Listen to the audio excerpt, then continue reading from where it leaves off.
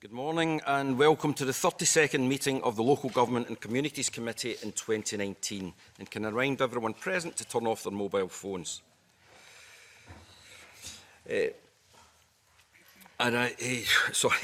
Agenda item 1 is consideration of whether to take agenda items 3 and 4 in private.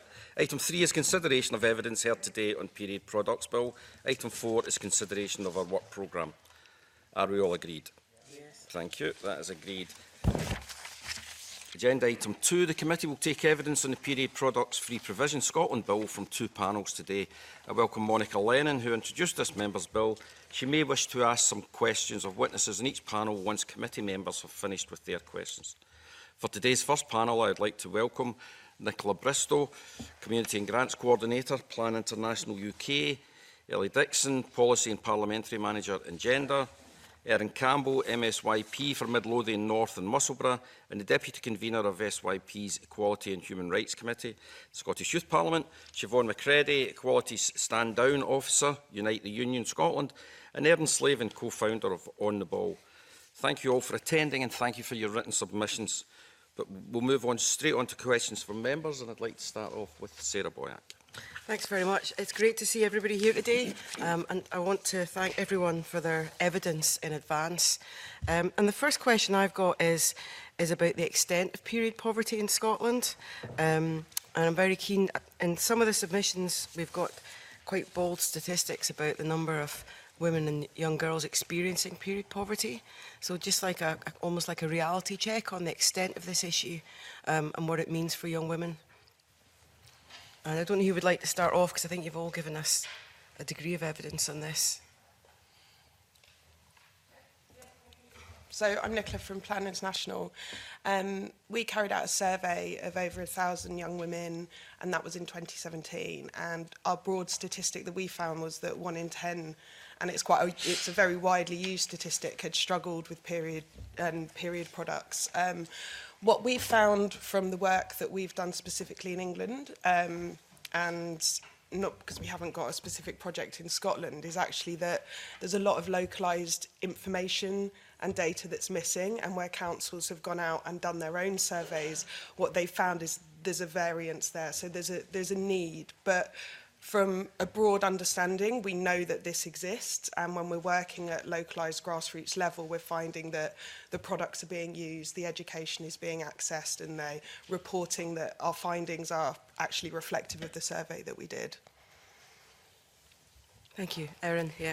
Yeah, so as part of the Scottish Youth Parliament, we carried out some consultation before this bill was introduced, and we found that 80% of Scottish young people aged 12 to 25 agreed that free sanitary products should be available to everyone. And we asked them why they thought that, and one thing that really stuck with me was someone said buying sanitary products is very expensive, and that they've gone through times where they were forced to just use a rag instead of sanitary products. And I think SYP would agree, at the end of the day, everyone who menstruates deserves dignity, and unfortunately they're not getting that right now. Young people also highlighted that people at school are at a particular disadvantage because the lack of flexibility in the school day means that they're often not able to, nip out and get period products, especially when it comes unexpectedly. So I think SYP would agree it's a large problem right now. Can I just ask a question on that? Are you suggesting then that if it comes on suddenly that they couldn't leave the class for any reason? I mean, they wouldn't have to say what it was for, but they couldn't leave the class to get products? So I wouldn't say it's necessarily that they're not allowed to leave the class. A lot of people just would choose not to, whether that's due to embarrassment or stigma, and I think that again is a large part of the problem. How would this bill change that? So I think if we were to have free sanitary products in public buildings, especially in schools, it would really normalise the process of menstruation, because at the end of the day, it's a normal thing that people go through that we can't change. So if it was normal to be able to nip out and get period products, I feel like a lot of people would be a lot less embarrassed by it. Okay, thank you. Ellie? I would just add to that we don't have a lot of localised statistics about the level of period poverty, but what we do have is an incredible wealth of knowledge now about women's poverty generally. I think it's really important that we understand period poverty is a useful rhetorical device for us to be able to intervene in the specific problem of lack of access. We know that 1 in 10 parents, for example, sorry, that's higher. No, it is 1 in 10 parents have sent their children to school knowing that they do not have the period products with them that they need for the day. But we also know that 20% of women experience poverty. And what we're talking about here is a lack of income and the requirement for women to make really difficult choices about what they're going to spend that bare minimum provision on, whether they're going to choose to eat themselves or feed their family. We know that women are poverty managers within their families. So are they going without period products in order to make sure that their families have the level of sustenance that they need to get through the day? And we also have some anecdotal evidence from a project in Newcastle that there was actually some young people, including young men, going in and collecting products from the free scheme to take home for their families. So what we're actually finding is that younger people have also become a bit of a shock absorber, because actually products being available in schools means that they can then collect them for their families. So actually a broader provision really will tackle a much bigger issue. Yeah, thanks for being there. So when we talk about period poverty, and we focus on the word poverty, that suggests, well, either you don't have much money, or things cost a lot or too much. What I don't think I've seen in any evidence is what the cost of the products is, and what say a woman or girl might have to pay per month. And I know there'll be a range. So I wonder if you could maybe tell us a bit about that, what the actual cost is. Siobhan? It varies. It depends on different brands and things like that. But from our experience, from the campaign that we run, it shouldn't be about affordability. It should be about accessibility. So no matter if you're in severe poverty or if you're on like the living wage, like these are necessities. They're just as essential as toilet roll and a soap. So they should be accessible for anybody that needs them, and as a general sort of principle, in our opinion. Siobhan? And just to answer the question about cost, there is a general principle, absolutely, that it should be free, but for the members that we were talking to in terms of Unite's membership, and also working with people in Unite community, who these are largely people who are unwaged or on low incomes, the cost was averaging around anywhere between 10 and 15, 20 pounds, depending on the size of your family, for the kind of monthly shop, as it were. And that's a lot of money to somebody who's already on a very low income. And for your average family, you are talking anything between 10 and 20 pounds a month. That's the kind of cost we were finding. Obviously, you can get things cheaper, but sometimes when things are cheaper, they're not always as helpful for, they don't serve what they're needing to do. And we are finding a lot of women who are making the choice not to buy for themselves because they're looking after their girls. So they're buying for their girls and not doing what they can do for themselves, or they're simply just not buying and choosing food instead. It is a very real issue. About people having an informed choice about the products they use as well. We certainly found that through the Let's Talk Period project, where people were receiving education about reusable products, plastic-free disposable products, other disposable products, that people were making different choices that weren't just based on cost. And we recognise that people should have the option to have those informed choices and make those choices. We've got quite a lot of questions we were going to want to follow up there. I think the accessibility point that I think you made, Erin, then there's that issue about what is it you need, and people may need totally different types of products and they may want different types of products. Can I go back to the point that Siobhan, you made there about cost and just the terminology that we're using? Because this is framed as period poverty. Now, there's a wider issue about how does that relate to people's dignity? Is that the right phrase for us to use, or do we need that word poverty in there to shock people out of complacency to realise this is an issue? So it was really just to explore that. To what extent do you think period poverty is the right phrase to use? Does that help this agenda? Some people, I think Unite, you argued that period dignity is a better way to describe this.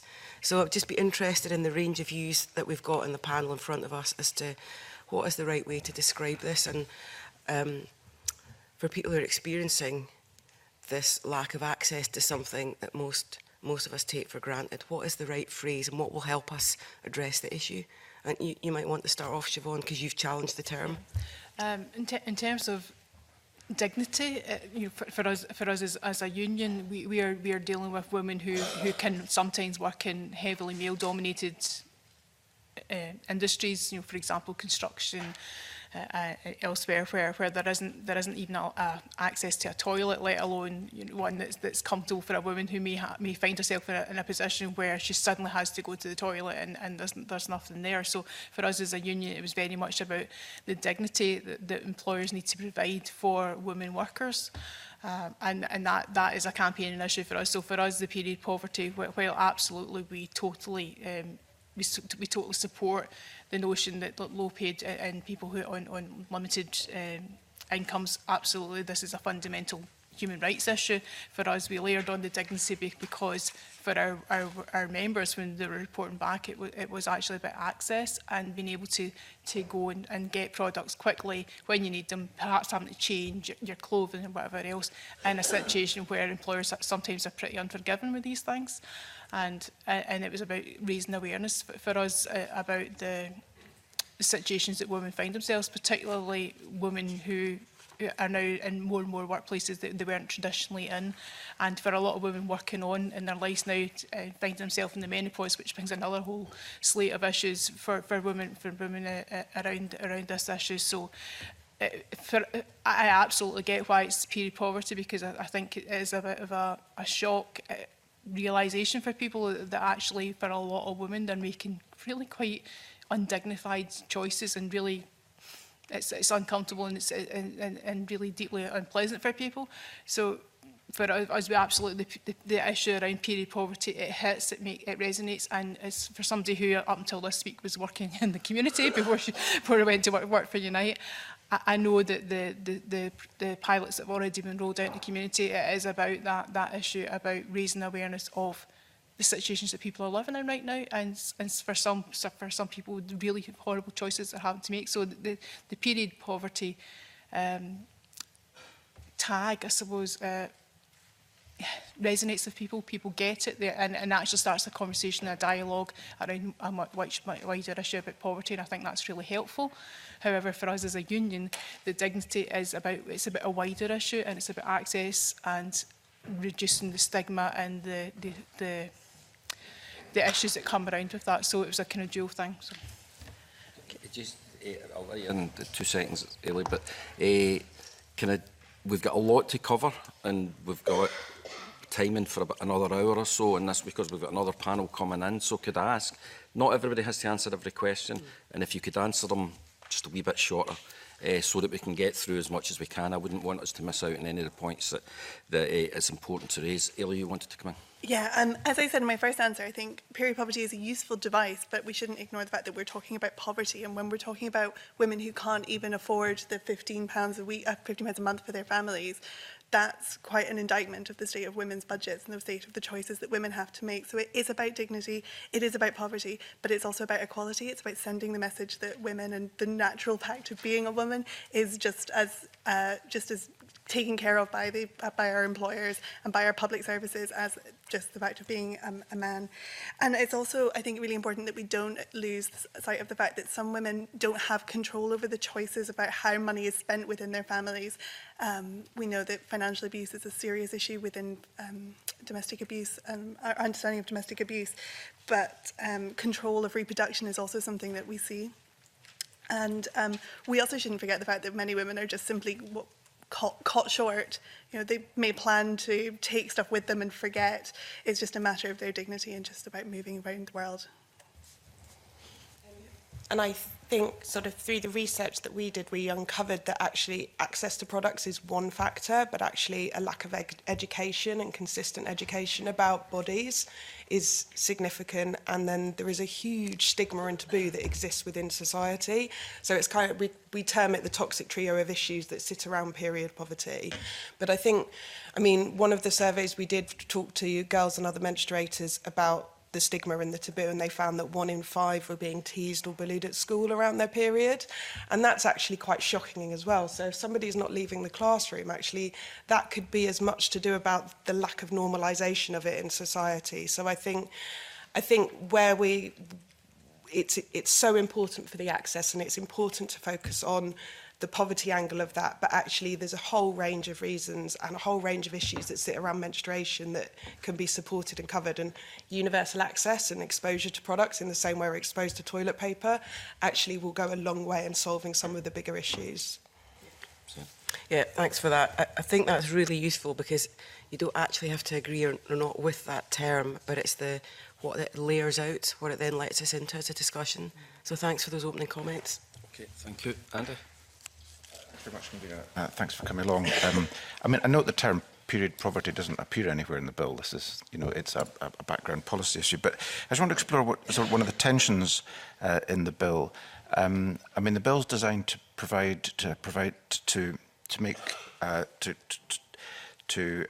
develop a scheme that would provide universal provision, both by making that mandatory in certain places.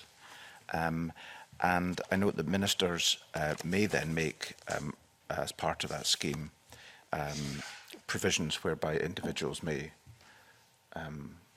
get products. The financial memorandum focuses on the fact that uptake is envisaged to be 5 to 10 to 20%, and that would be focused on those living in relative poverty. So what I really want to explore is, do you think it's important to have a universal scheme where everyone who needs it has the easiest possible access? Or should we be focusing on those in relative poverty and need? Or should we be focusing on certain places, like some of your evidence suggested, that where you find toilet paper, you should also find period products? There's various ways in which this could be implemented, and the bill gives complete freedom to ministers really to do this, but I'd be interested in your views. Said earlier, I mean, speaking from experience, we do believe it should be a universal thing, and like it said, the focus does have to be on people who really are struggling, but in public spaces, I mean, our campaign's based in football grounds, so we can only really speak from that sort of standpoint, and in public spaces we feel like they should be made available for everyone. Not everybody that is struggling, you know, to access period products, similar to what you said, Ellie, in terms of getting caught short and stuff, would identify as being in poverty. So I think, just coming back, didn't get a chance to come on that last question, but I would say period dignity is probably the best term to use. But yeah, I would say it has to be a universal thing. It's a necessity. I know it's often taxed as a luxury, but it's an essential thing which we believe everybody should have equal access to, and whether that means initially focusing on those who are in relative poverty to begin with and then rolling out a bit further, then I think that's reasonable. Does anybody else want to come in? Siobhan? Just from experience of working in the community, the services that are already out there, they aren't abused. People take them when they need them. Most women would likely still go and buy their own, but it's a choice for people, a dignified choice for people who either are caught short or need it because they're struggling. So I think the vast majority of women would probably still go and buy it. So I don't think there's a huge cost implication in terms of, you know, everybody's suddenly going to just go to the local community centre or wherever and access these. But the reality is that for a lot of women, it gives them a dignified choice. So, the Scottish Youth Parliament absolutely believes that free period products should be a universal thing. One of the key points I'd like to stress is that we really do believe they should be available in all public bathrooms as well. So not just in women's bathrooms, also in men's bathrooms and any gender-neutral toilet facilities. One of our key values at SYP is inclusivity, and we just want to make sure that transgender and non-binary people are also included in that, so that comes under the branch of making it universal. Because, you know, like you said, at the end of the day, people will only take what they need, and I think it's a big misconception that they're going to be abused, which is why we're also against like a registration scheme or a card-based scheme, because we don't want to put up additional barriers that would prevent people from accessing what they need. Very briefly, Graham. Yeah, just on that very point, I think you've probably read the bill by now, Erin Campbell, and you'll appreciate that the bill actually says that these products should not be in toilets which are only for use by males. So that, presumably you disagree with that. So on a personal level, yeah, I disagree, but also in terms of SYP policy level, we believe that people who menstruate should be given dignity. We also have policy for the creation of gender-neutral toilets, so we really do believe in including trans and non-binary people in that experience. So. What I was getting at is how important do you feel that the provisions in the bill under section 2, no, sorry, under section 3 are, those are provisions that are voluntary. Ministers don't need to include them. So they could proceed with a scheme under this bill whereby it is focused on making it freely available in a wide range of places where people would go in public buildings and all the rest of it. So, I mean, how important is the provisions of section 3, do you think? That's what I'm trying to get at. Because there are cost implications to this, which are highlighted in the bill, in the financial memorandum. And as they are focused on an expectation that the sort of section 3 uptake would be focused on those in relative poverty, and hence a maximum of 20% would take it up. So that's really what I'm trying to get at. Yeah, sorry. I think that we have to acknowledge there are a range of different access needs, and making it as easy as possible for different people who menstruate to access the products that they need in the variety of ways. So whether that be via a delivery postal service or whether that be in public bathrooms. I just wanted to also add to the point that Erin was making about products in men's bathrooms. We shouldn't forget that men will have women at home who menstruate who may not be able to get out and about to access the products they need. So we shouldn't forget that some men may need to access those products on behalf of somebody else. So I think there's a whole host of different reasons and means that people will have when they're trying to access products, whether that be just the one product they need because they haven't brought it with them that day, or whether that's more systemically for their families. Just, sorry. No, after. And just finally, in gender's evidence, you talk about the C-card scheme for condoms. Are you basically saying that you don't approve of that kind of scheme for period our products? concern would be that system would be used as a means of moving away from some of the universal provisions schemes we've seen, particularly if budgets become narrower. I think there will be some people for whom a postal service or a voucher service will be the way that they want to access products, and we shouldn't ignore that. I think what we've seen, the plan research, for example, demonstrates that the most successful schemes are those that are developed with the users in the particular vicinity of the area that we're talking about. We also noted the evidence from the Aberdeen pilot scheme that suggested that most of the women who access products then preferred to actually access the product, not a voucher or the money in kind. So it's not a ruling out of a C-card type scheme. It's just, I think it would be a real tragedy if that scheme were used as justification for not providing the universal access that has made such a difference already and is making such a difference already. Okay, thanks. Research, sorry, do you want to be very quick? Come in here. There seems to be a bit of confusion here about, is this a period poverty bill? Is this a period dignity bill? Should it be universal? Should it be focused on those that need it most? It must be very difficult to work out what the potential financial memorandum of this is, if that's how it's going to be. And sorry, it looks like my colleague Kenny Gibson was going to ask a similar question. Oh, Kenny was in before you. He was in before you. Thanks, James. Yes, I mean, earlier on, you know, Ely, I think you were saying that it costs women £15 to £20 a month for these products, so talking about £200 a year. So the Scottish Government is currently putting £5.5 million into the current financial year to make these products available. Well, if you multiply, you know, say £200 a year, that only means provision of 30,000 women. But you're talking about potentially up to 20% of women requiring these products. Do you believe that the resources that are being put into this bill are adequate? And if not, what should the resources actually be? And we are also looking at the range of products that are available. What kind of range of products are we talking about? Because people were saying things like, oh, should be a variety of products, but there's not really being I think there should be more detail put in about that, because obviously there's cost implications as to what products are available. You know, for example, in a toilet, should there just be one type of product? Should be 3 types of products? Should be 5 types of products? Because I think this goes to the nub of the bill. There's one thing about passing a bill, but the bill, obviously, if it's going to be effective and deliver for the people we want it to deliver for, surely has to be adequately resourced. So I'm just wondering if yourself and maybe one or two other people in the panel could comment on those particular issues. I'd like Annabelle to come in as well. Yeah, I mean, just really picking up on some of these issues, and you know, I've been listening carefully to all of your comments, and I mean, I understand the desire here very well. I understand the desire. I'm just trying to pick through some of the practicalities, and I think it was Siobhan who made the point well that, you know, whatever scheme is ultimately in place, a lot of women will not see it for them for whatever reason.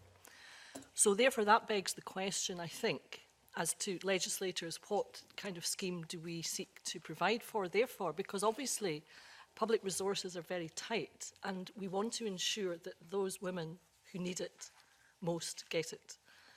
But if we have a scheme which actually then we'd have to plan for the universal approach, together with all the delivery mechanisms that will need to be put in place, which we're still to discuss, together with the mechanisms for the enforcement of this right, which would need to be put in place, all of that costs money. So if we are saying that actually, you know, it will be within certain parameters, a certain percentage of women who will be the main recipients of this scheme, rightly so, we're putting in, it seems then, a whole mechanism in place for a different outcome. That costs a lot of money.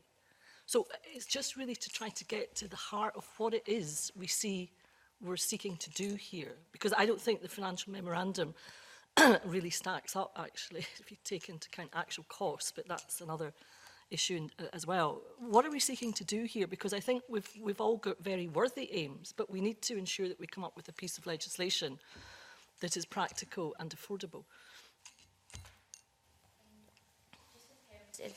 Yourself, Mr Gibson, I don't think we need to overcomplicate things here in terms of what is available. I mean, obviously, in a much smaller scale, when we're dealing with football clubs, we'll say to them, make sanitary towels and make tampons available, and that's it. I mean, we can go into environmentally friendly options like menstrual cups and things like that, but for us, the main aim would be here making sure that people can access products full stop, and then we can look at making it environmentally friendly. So in that regard, that's what we think in terms of yourself, Mrs Ewing. Again, we can only really speak in terms of public places, but from experience, even anecdotally, when I was at university, I just graduated earlier this year, and it was just getting rolled out, obviously, the Scottish Government's plans for higher education. And there was actually an excess of products in the toilets. I've got pictures on my phone. I'm talking easily about 20 large boxes of products lying in the bathrooms. And similar when we were working with youth groups, especially in the East End and also in Royston, they're the same. They say they've got an excess of products, and we've seen their back rooms and there's boxes upon boxes of stuff that the government's given them. So maybe if the distribution was a wee bit more efficient and proportionate, they would be able to save a wee bit of money and look at how to do it a wee bit more efficiently. One you wanted to come in? I think in terms of the cost, you know, the figure I quoted between £10 and £20, that's for somebody who goes to Tesco's or Asda, wherever else, and buys a good quality product. And you know, the reality is that the stuff that we've already been buying for the community was bought in bulk. It was bought unbranded, and it's cheaper. So from pure economics, the more you buy, the cheaper you're going to get things. And simply for that fact as well, it also then rules out people lifting things because people tend to like brand names. So, you know, the reality is that the economics will have a play here, that people, you get what you pay for, I suppose. So by the very nature of it, people will be coming in using this because they really do need it. They need to access this, and they're using it. We do have an issue out in some of the communities where I've talked to that things that haven't been necessarily targeted in a way that is accessible, but that's also layers on about stigma, indignity and embarrassment and the feeling of worthiness almost, that you're not worthy to go in and help yourself to these things. And certainly I know in my community that we were actively encouraging women to come in because they were so embarrassed about having to come in and ask for basic products. So there is a job of work to be done in terms of building awareness of this as well, and actually having people access what's already out there, let alone increase more. I do not think you're going to be absolutely inundated with, thousands of women out there expecting to have their brand delivered to them the next day. That's not the case. This is about dignity and access to products and actually reducing stigma here. It's also about working with the local experts who work in their communities. For example, there's a library service that, when their mobile library service goes and delivers products in rural communities, because they have identified who the need is. They've got the community relationships and the trust that already exist. So if needs assessments were done at a local level, or you're relying on your local experts, then they will know best how to serve their communities in the most efficient way with the resources they've got, because they do it already. That's would be my... Thank you. Alexander, do you want to come in? Yes. Can I ask about the Scottish Government's existing measures, because the Government does have existing measures in place at present, and the effectiveness of that, or the inadequacy of that, or the failure of that is probably why we are having this discussion now, because if these measures were in place and were effective, then there would be a bigger and a more representative role within the whole process. But because that doesn't seem to be fitting, that's why we find ourselves looking at the potential of legislation coming forward today, and it would be good to get some views on that. I mean, as it stands, it is like I touched on in my last answer about higher education. That eliminates a big variety, and it's almost a class issue there. We know that a lot of working class people don't get to university, so we're providing for all these people who make it into higher education, but what about everybody else? We think it should absolutely be expanded, and like I said, our primary gripe with the existing measures is that the distribution does seem to be disproportionate and could be improved upon, and I don't think that was, a fault of the government. I think it was just maybe like I want to make sure things are rolled out very quickly, and it's maybe just not being looked at in such a manner where it was proportionate. I think as well what we're quite cautious about is whatever this system looks like going forward, if the bill passes, is that it's not period poverty, period dignity is not commercialised. We've seen quite a lot in the past year or so as the discourse around period poverty has increased, that brands have been kind of capitalising on it. I mean, I don't know, on Instagram and stuff like that, for example, Always, they'll sort of put out things like, for every like or for every follower we get, we'll donate a tampon, just donate it anyway. So we think it's really important that going ahead, it's not seen as a brand deal, and it's discreet but also visible, so people will just go on and go on with it, and it's not assigned this big commercial thing. It's not something that should be capitalised on. I think it's a really sensitive issue, and it should be kept simple and no frills, no fuss. Thank you. Erin, can I just ask you to catch my attention when you want to come in, because you've spoke first the last couple of times. Very good interventions, right enough, but just to make sure that everybody gets a chance at coming in. Erin Campbell, did you want to come in? Yeah, so unfortunately, off the back of consultation we've done with young people, we found that they really are being let down by the current legislation. They raised with us that there is always little to no sustainable options available, and obviously I don't know if you know this, but our current campaign is about the environment, so that's really important to young people right now. A lot of our members at the workshop we did said that the products that were provided in schools were often really poor quality, and obviously not everyone experiences menstruation in the same way, so they found that there's not a wide enough variety of products for a wide variety of experiences. And also in my local area, we created period poverty packs, which just involved enough sanitary products for one cycle to go out over the Christmas break. And after that, I had a lot of people come up to me and say, this is actually really helpful. I'm getting to a point where I actually can't afford these products. And I think it just goes to show that it's more common than we think. There are a lot of people out there who can't afford these products because they're being let down by the current scheme, and it's not always the people you would necessarily think can't afford these products. So, yeah. Aileen and Declan. I'll try and touch on a couple of the issues raised already very quickly. I think the focus on places of education has been largely because of the evidence base, and you can understand why the Scottish Government has targeted the initial steps in addressing period poverty in that space. But I think we need more localised data, more data about other groups of women, particularly women for whom English isn't their first language, for example. I think once we've had a year or 2 years of the Scottish Government's existing provision, we'll be able to better assess where the gaps are and respond to those. And just touching on some of the previous points related to that, the bill establishes a right for women who, for anybody who menstruates to be able to access the products that they need when they need them. And that need will be different. Sometimes it will be a one-off, just one tampon, it won't cost very much, and sometimes it will be much more, providing for the whole family. So the cost is different, but we shouldn't forget that there's a human cost when we don't tackle the unsuitable period products, whether that's women and girls' well-being, whether that's their health, whether that's toxic shock syndrome from using the wrong product for far too long because you haven't been able to afford to, or you've had to make what you have go longer. So we shouldn't move away, we shouldn't forget that as we have some of these discussions. Okay, Nicola. The learning from the Let's Talk Period project that we've been running has shown that actually whilst the scheme has been successful with education and provision of products in mainstream education settings, actually some of the biggest need and the biggest successes were found, for example, in mother and baby units with young mums.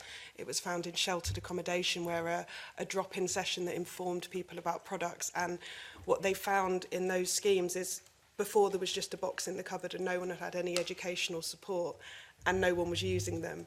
And when it was wrapped around and people were given the skills and knowledge around products, there was a whole group of young mums that now only use menstrual cups as a result and support each other to do so. So there's a bigger issue there, and actually if you look at the long-term cost of using that kind of product against disposables, then there's a whole range of solutions that will have different costs at different times, but simply putting the boxes of products in isn't always going to work. So it might be different initial upfront costs, but actually it's not just about the cost of the products, because actually longer term it will be more efficient to assess it properly. Okay, thank you, Siobhan.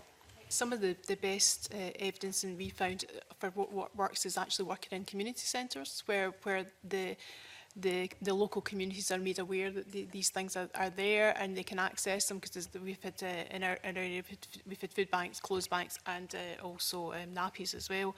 So we found that where things are accessible, people will find their own way there and they'll access products. But we've also had situations where young carers have come in and taken stuff home to their mum who isn't able to get the house for a variety of reasons. So that is working. That model is definitely working, and it's very early days, and all things take a long time. But certainly from my experience and watching what's happening in my local area, that model is now working, and the information is getting out to the right people, and through the food banks and everything else. That if you go to your local community centre, there are products there, and we will get them to you. So I think there is a way of getting that information out there in a way that continues to give that dignity and reduces the stigma, because it's still, I mean, for the younger generation, I think the stigma is much less so, but for women in my generation, it's an uncomfortable thing for us to talk about, let alone men. So yeah, I think there's a job of work to be done there, but it is working, and I wouldn't like you to think that the scheme as it stands at the moment isn't working, because it absolutely is. Okay, thank you. Alexander. And I think you've identified many of the areas that the scheme has been successful or has the potential to be successful. But when it also comes down to quality and it comes down to cost. And that has been a big player in this whole process to ensure that is the case. So I think going forward, you've identified the need potentially for the legislation to be there so that it will identify and give us the chance and the opportunity to take on board many of the areas you've identified, because I think that's the crux of it, that it's been in the wrong place, or it's been in the wrong quality, or it's been in the wrong product, but there's opportunities there, but you talked about the commercialisation of things, and I think that's quite crucial as well, about where we go for the future and how we manage that, because there's the potential for that to become the case if this legislation goes through, for that to be a problem for the future. Okay, thank you. Graham. So, following on from Mr. Stewart and some of your answers, it sounds to me like the scheme that's been rolled out across Scotland, funded by the Scottish Government, is largely working and getting better, and so that these products are becoming more widely available in public buildings. So if you accept that, I don't know if you do, but if you do accept that, is there actually a need to legislate if it's happening already? Sorry, I'll go again. Yes, because we could stop this programme tomorrow. What's to stop this programme being ended? If it's in legislation, that it has to continue and it has to be reviewed, and we have to continuously improve what's happening out there. So absolutely, legislation's key to this, because it shouldn't just be run on goodwill. This is about us improving women's health out there, improving women's dignity, and actually making it a better and fairer Scotland for us all. So absolutely, I think this could be real landmark legislation for Scotland, and we all want a better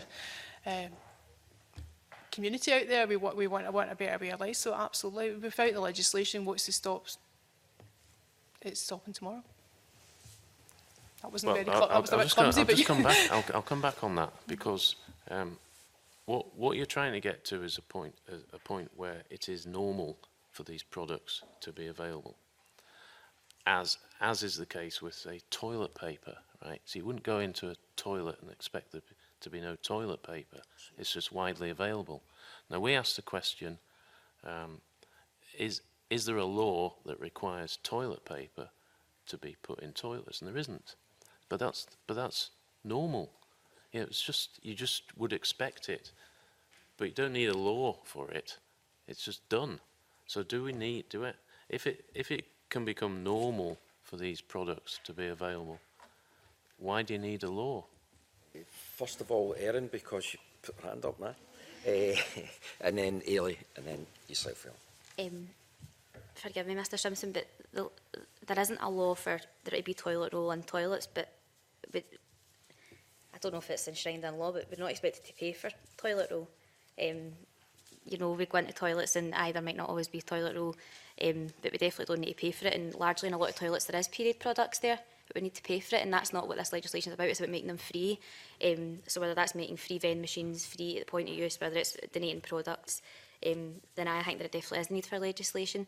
In the previous matter, we were talking about largely places, education, community groups like you were saying, Siobhan, and obviously we're talking from my experience football grounds. Me and the other two girls that are on this, Michaela and Orla, we've been doing this for nearly 2 years and we absolutely adore it. Like, it's the best use of our time, but we can't do it forever. We're like a grassroots non-funded group, but 3 years doing it in our spare time, and I'm sure there's loads of other wee activist groups that are looking to implement free period products, whether that be gig venues, other community groups, things like that. And for us, it was a means to an end almost, and the end was legislation, as it should be the norm eventually. I mean, how we operate is we work for the bottom up, so we work with fans to make the change, and that's where our focus has been, like, to keep this grassroots movement going, but it can't go on forever, because at one point it should be the norm, and I really hope that in 10 years' time I can look back and say, oh, back in my day, you used to have to pay for these, because it is enshrined in legislation that they're free. Your campaign, which is to be applauded, and applies to football clubs, which are not public bodies. This legislation only applies to public bodies. But you've had tremendous success. You've got, according to your evidence, I think 104 clubs on board in Scotland. That's right. You didn't need a law to do that. Yeah. It's just happened. That's right, but I've not been asked here because, I mean, I wouldn't have been asked here if I didn't have insight that was welcome. I mean, I know football clubs aren't public spaces, but I've got some insight to provide here, and I'm providing it. So definitely, I think social inclusion is just as important as education. So how amazing that people can go to school and they don't have to worry about it because there's period products available. But come the weekend, these people that are living in relative poverty shouldn't have to sit in the house cooped up. They should be able to go to the football, they should be able to go to gigs, go to their local youth group, and be able to access products and go on with their life and have that social inclusion, which is so vital for their well-being. So public spaces, whether they're public spaces, private-owned places like football clubs, it should just be a universal thing, from your perspective. The option of having legislation or Erin. That seems to be how it works then. Right. Ailey, you wanted to come in? Yeah, I just wanted to underline the point that the bill establishes a right in primary legislation for anyone who needs period products to access them free of charge. And what that's doing is sending a serious message to women and anyone who menstruates that their time and needs are just as valid as anyone else's. We have such a mountain to climb in terms of stigma, which I think we've touched upon already, that I think we shouldn't shy away from the fact that there is a really important step to be done in just making it a normal fact of life that we're even talking about periods. And you're right that the precise scheme and the precise way of giving effect to that right may change, and the bill foresees that, but this is a really important first stage in normalising periods. Sorry, Erin, and then Dick. So at the end of the day, we absolutely need legislation for free period products. Scottish young people, at the end of the day, believe that access to free period products is a basic human right. In fact, we have SYP policy on it, which is based on consultation with thousands of young people all across the country. And this one in particular, which was passed by one of our previous MSYPs in 2017, believes that access to menstrual hygiene products is a basic human right, and it actually passed with 99% agreement, which is our highest agreement ever to date. So at the end of the day, I think, you know, all of us sitting here would agree that not having access to menstrual products is a breach of your basic human right, and everyone who menstruates, as I said earlier, deserves dignity, and at the end of the day, they're not getting that, so they need to get that through legislation and through law. Nicola and then Siobhan. I was just going to say a little bit about the over-reliance that we've had on donation schemes, where actually you find that people paying for products are other women or communities making these donations. And actually, it's been incredible and it's been vast, the response since this issue hit the headlines, but it's also inconsistent, and there's a responsibility that I believe that government have to provide those products and provide them at a quality level. And if we start looking at working towards the Sustainable Development Goals of gender inequality or fighting against poverty, we have to take that responsibility on and accept menstruation and periods into that sphere. And I think the bill will go a long way to do that. Okay, thank you, Siobhan. Come a long way over the last few years on this, but without legislation, things could stall. You can't just rely on goodwill or charity or somebody having a change of mind. You do need to push this through with legislation, because you need to change a whole society's way of thinking on this. You know, we do expect to have toilet paper. We also don't go in and steal toilet paper and take it home, because it becomes perfectly natural. We need to get this to the point where this becomes a perfectly natural thing in society as well. And without legislation, that wouldn't happen. Okay, thank you, Graham. I'd like to move on to ask about the voucher scheme that's mentioned in the bill. Now, Erin Campbell, you think you were there at the session that I hosted at the Scottish Youth Parliament, and we talked about this. So perhaps you can kick off, because when we did speak about this, most of them, pretty much all the members of the Youth Parliament were against having a voucher scheme. So I wonder if you could explain your thoughts on that. Yeah, so we carried out a workshop off the back of our consultation on this, and it was attended by 24 MSYPs from across the country, and we were overwhelmingly against it. The main reason for that would be it would be much more difficult for young people to access these products, whether that be, you know, they have a disability, they're physically not able to access the products, but we believe it would just create additional barriers that we don't need. There would also be the issue if there was a registration service and it was online. Not everyone would be able to access that, because not everyone has access to internet. We believe that the scheme should be an opt-out rather than an opt-in service, and that's how we believe we can be as inclusive as possible. But just overall, we believe that the legislation should be universal and everyone should have the right to access them when they need, which is why we'd be against a voucher scheme. So basically, you shouldn't have to register. You shouldn't have to say, "Here I am. I need this," and give the government or whoever your details. Should just be available. Is that what people think? Was that me? Sorry.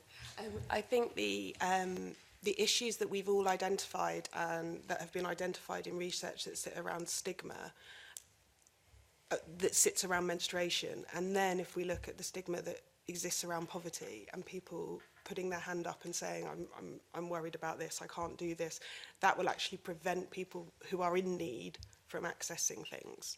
And I think it's really, to Erin's point, I think it's really, really important that it's open access and that people don't feel further stigmatised by their own need.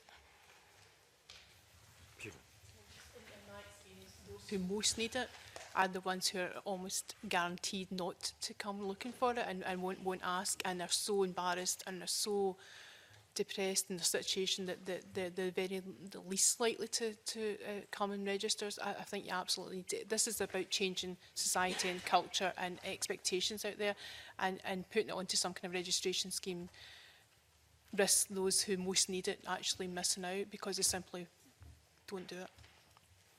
Yeah. I would just add to that in terms of the women who most need it, there's a real risk that having to register online would exclude women for whom English isn't their first language, or who are refugees, or women who are homeless. We know women make up a large percentage of women who are the population that's referred to as hidden homeless.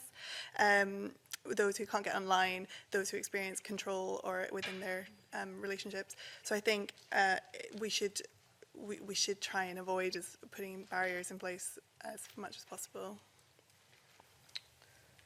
Sounds like everyone agrees then. So there's a whole section there, section 3, that you pretty much think should go. That seems to be the view. But if I can follow up on that, because there's been suggestion that that part of the scheme might be a sort of postal element to it. So if women can't sort of get to the shops or wherever, or get to a facility, you could mail it out to them. Is that something that you'd be in favour of? Yes, absolutely. There are those who menstruate who might not want anyone to know that they're menstruating.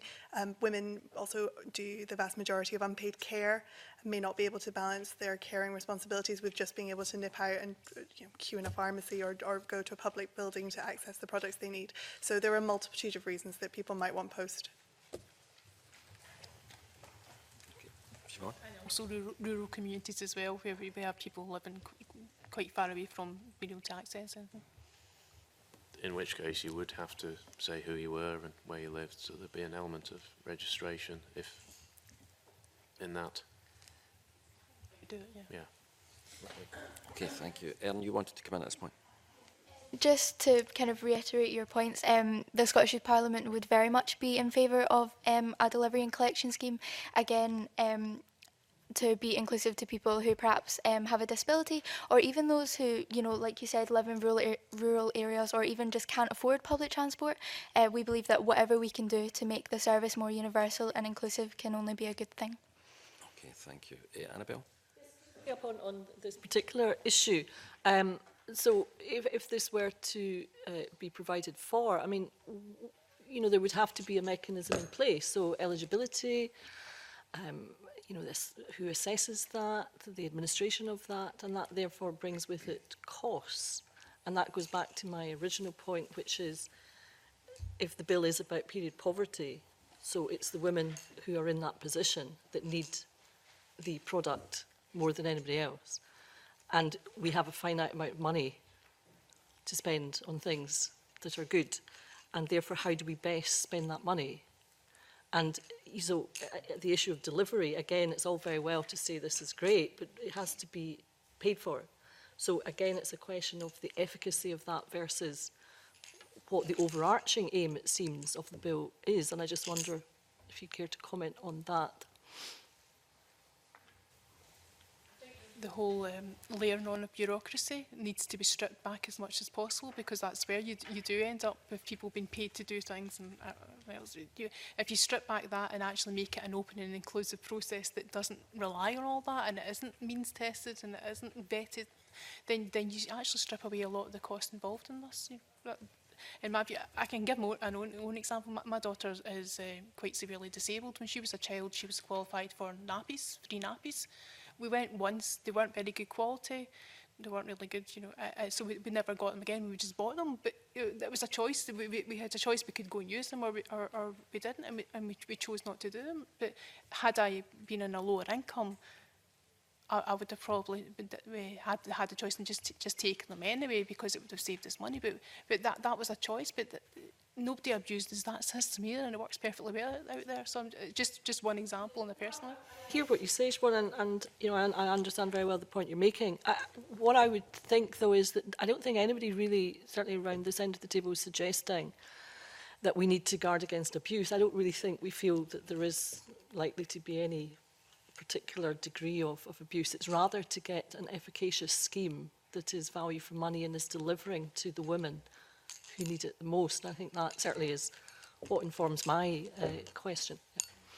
I think that you have to factor in the costs of girls missing out on days of education, women being as unproductive at work because they're not feeling well, or because of they're not feeling particularly hygienic that day because they've had to makeshift a product.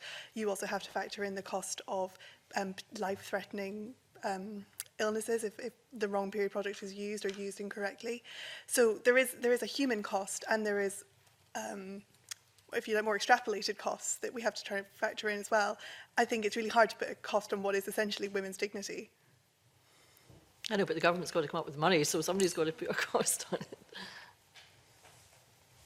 I mean, I think also if we're talking about means testing, we also we're not embedding menstruation and women's needs into different services. So, for example, somebody who suffers with endometriosis or heavy menstrual bleeding will go to a GP but wouldn't necessarily get support for their products because that need is not assessed by that GP as being something that you could then get on prescription. So I think there's other things that we need to unpick here, which is about how menstruation isn't embedded in general needs assessments that are made on community needs. So we can't take in those additional costs. So it's not just about those products, it's about embedding menstruation and women and other menstruators' needs in a much broader spectrum of public life.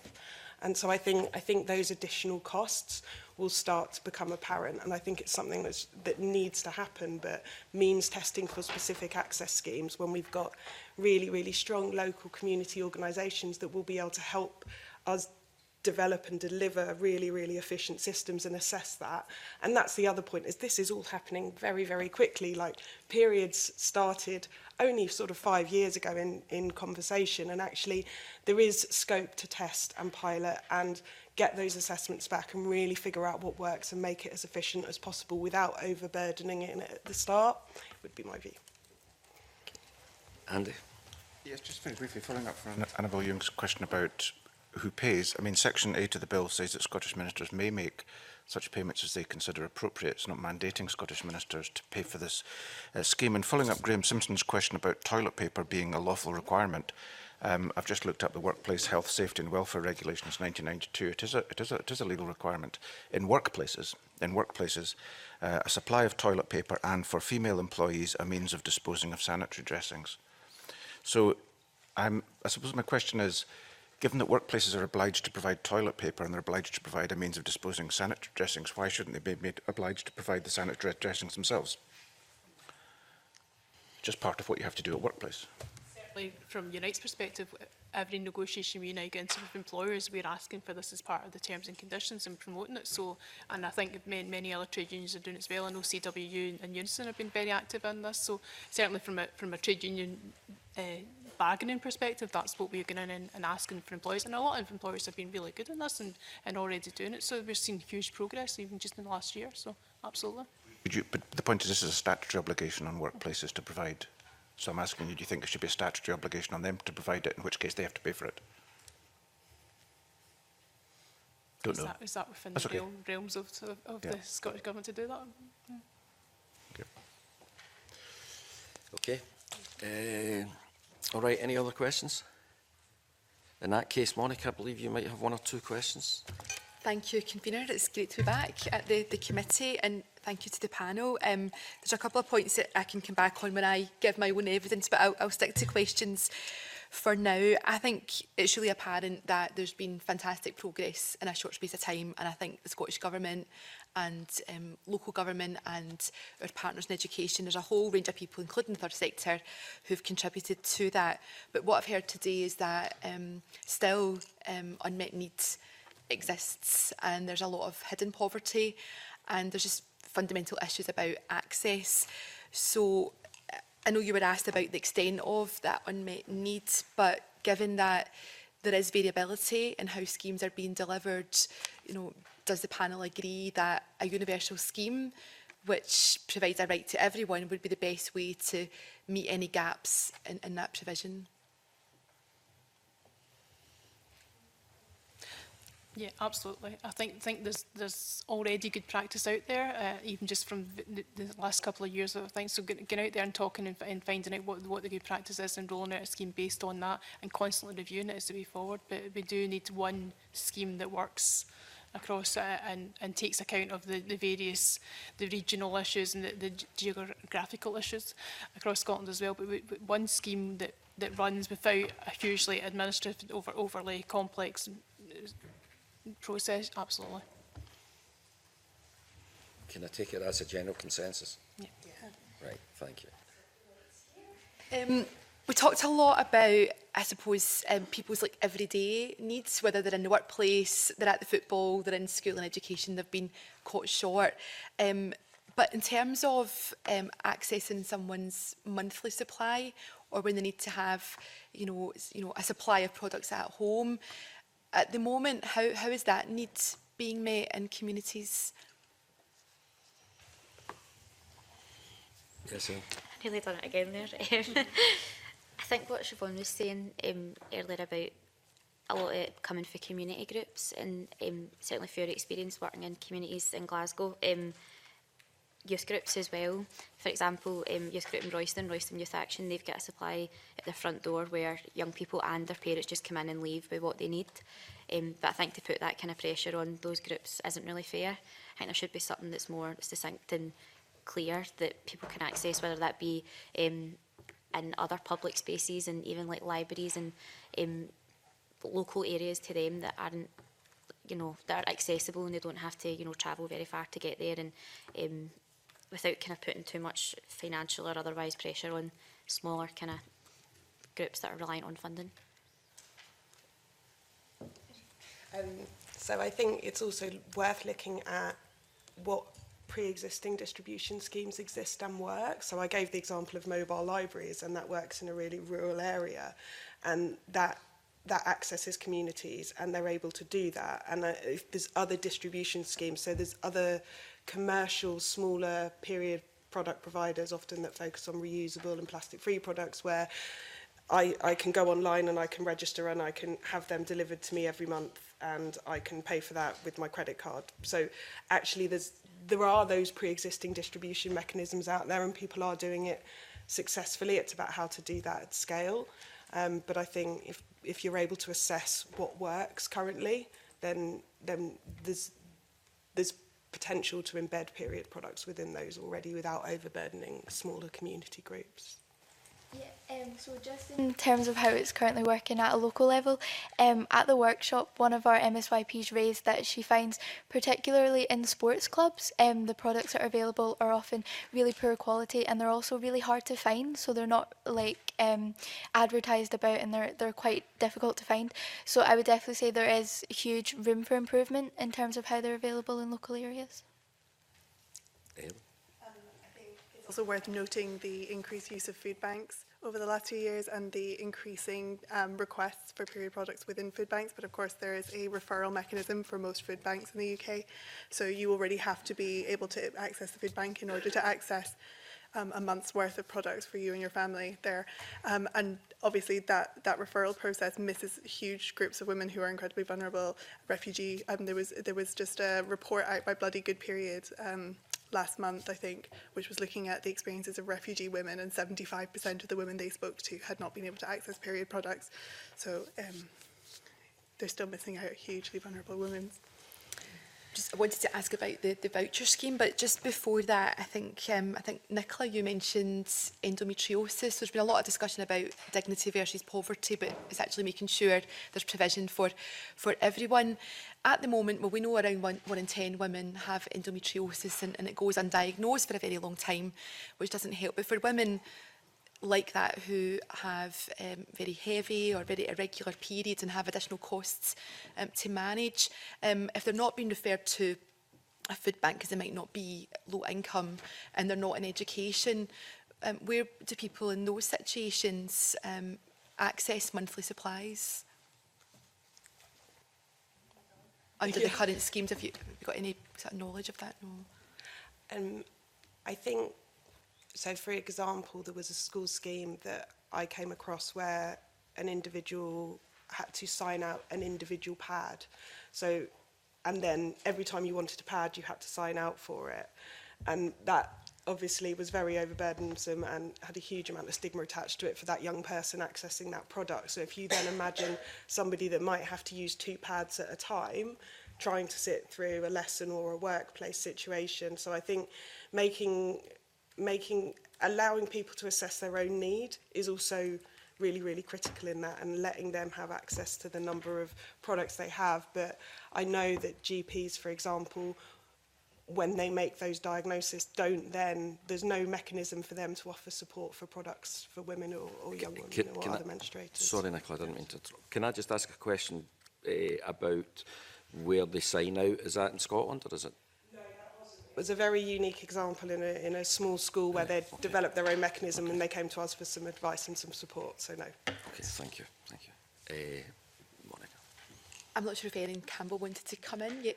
Yeah, so in terms of where people access products in local areas, at least in my local area, I think the main place they find them is schools, which obviously is kind of a problem in itself because your period doesn't stop in the school holidays. Where do you access them, you know, during the Christmas break and the summer holidays, which is why we believe there should be a legal requirement on other organisations to provide them, because you can't always get them from school. Thank you. And just to come on to my final question, because there's quite a bit of discussion about the voucher scheme, which is in the bill, which is a framework bill, and it's there as a suggestion. It's something that ministers might want to do if they feel they need to have some sort of trackability. And in the bill, it says the maximum that could be in that scheme would be someone's first name and or so their name in the first part of their postcode.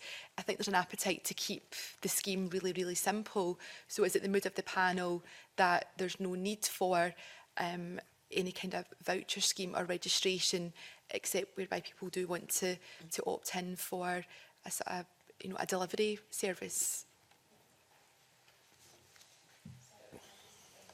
Yeah, I think it's really important that we just keep it barrier-free as possible, because, like Erin spoke about so much today, is that the stigma can be really debilitating for people to come forward and sign up for something like that. And I think as well, people don't want a big song and dance about the fact that they can't afford period products. They don't want to go and sign up for something, get a card done and go and like hand it across like a desk, wherever that may be. Like, it would be so much more simple if they could just go take products, leave, and that was it, and they could just go on with their day. They don't want a big fuss made about the fact that they're maybe not in a position to access it in their own terms. I'll leave that one. Nicola. In our original Break the Barriers research that we did, that was published in 2018, we identified the potential to test a P-card scheme, which would mirror a condom scheme for young people, because there was a group of young people that said, when we did our initial consultation, that would work. But when Brooke, who are the Sexual Health and Wellbeing Service, have been implementing that through the Let's Talk Period project, what they've actually found is the access to education has actually been the most critical thing for the young people there. And if they have the education, they then access the products, and it's a range of products. It's not just about getting a card and going in. There's a much broader, bigger issue about access that exists without it being a voucher-based thing. Okay. Thank you. And very briefly then. Yes, just a very brief follow-up. Erin, you made a point earlier about how the Scottish Youth Parliament had voted and considered that this was a basic human right. As you're aware, the Scottish Youth Parliament doesn't make human rights.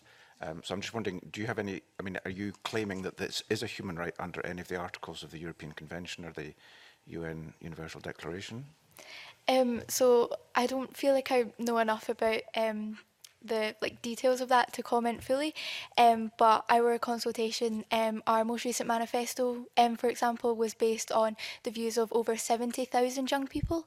So I think I can say with confidence that there's a clear consensus that young people would believe this is a basic human right. So you believe it should be a basic human right? Yeah. Yeah. Okay, that's fine. Just want to clarify that. The worms, Andy, I'm not very happy with it at all. We only have a couple of minutes left, so if we could be brief. Can I just take the opportunity to point out that today is the 40th anniversary of the Convention of Elimination of All Forms of Discrimination Against Women. So I think if we wanted to look for a basis for human rights for women and girls, I think that wouldn't be a poor place to start. Who do have views on that to communicate them, because I think it's actually quite important in the context of making legislation, the human rights framework. Thanks. Okay, right. Thank you very much. Can I just thank the panel very much for that session? That was very helpful indeed. I'm now going to suspend the session to allow a witness changeover and to establish a video link for the next session. Thank you.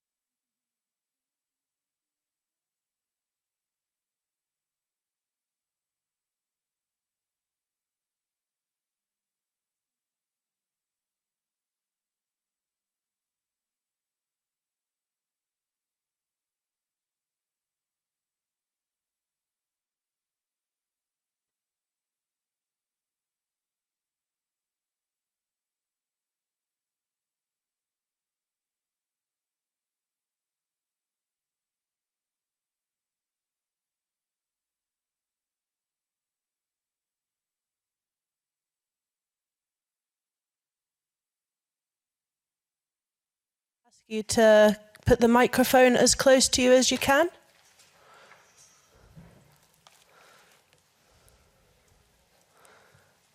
Is there any way you can get the microphone closer to Gail? Will that help? We can. The wire will not go any further, sorry. No problem. Yeah, they're really quiet. It's even quieter now. Wouldn't be ideal for the shop. Can they move up the table a bit? Yeah, I mean, I take it that's the microphone on the table. Wee pad. Could you move that a bit closer to Gail, please? Yeah. No, it won't go any further. That's as far as it'll go.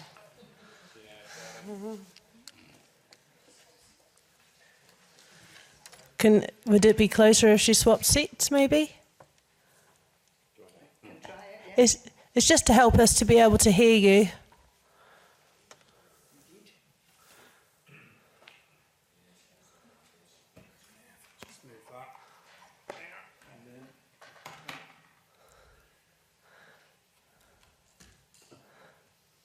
Can you say a few words, Gail? Can you hear me now? Yeah, it is a bit better. It's still very quiet, so but we'll listen carefully. Okay, thank you. Sick.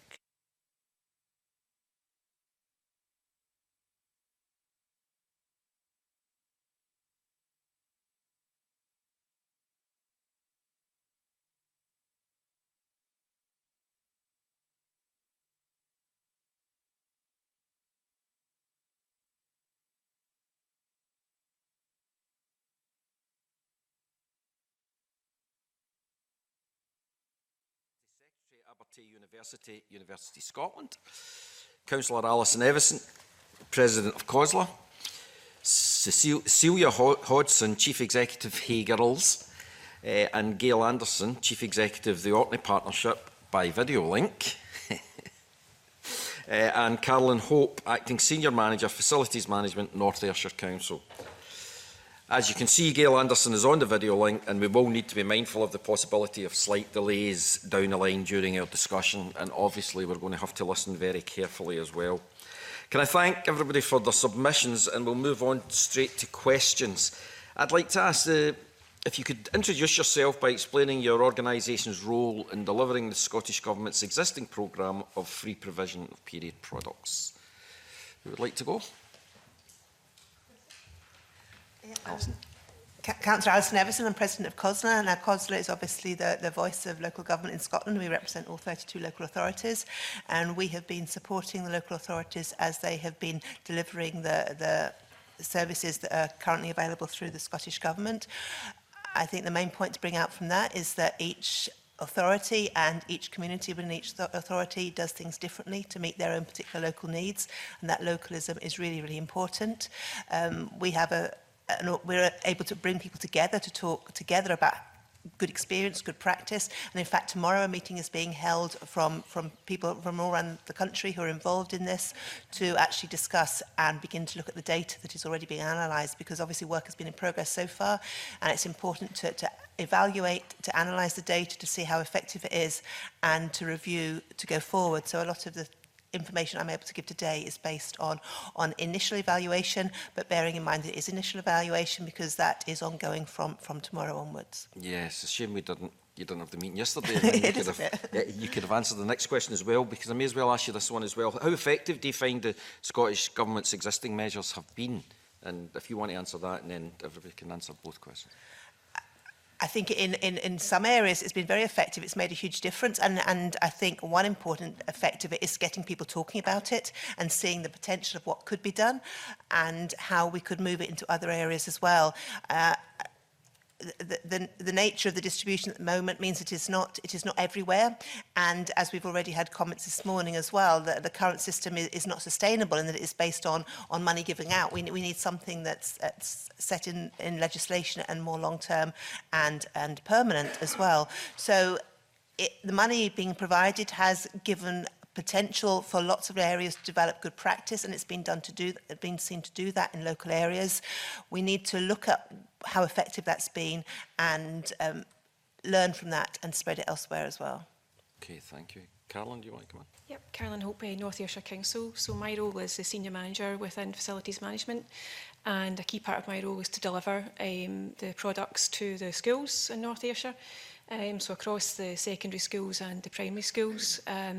North Ayrshire actually started the delivery in August 2017, ahead of the funding, just in recognition that North Ayrshire is the 5th most deprived area in Scotland, and the real need that was there and present in North Ayrshire. It was difficult at first because I think we were a bit of a trailblazer and it was unknown territory. However, the funding the following year was very welcome. It's allowed us to expand the products that we have available for schools, and we're looking to continue to do that and work with the schools, taking that forward.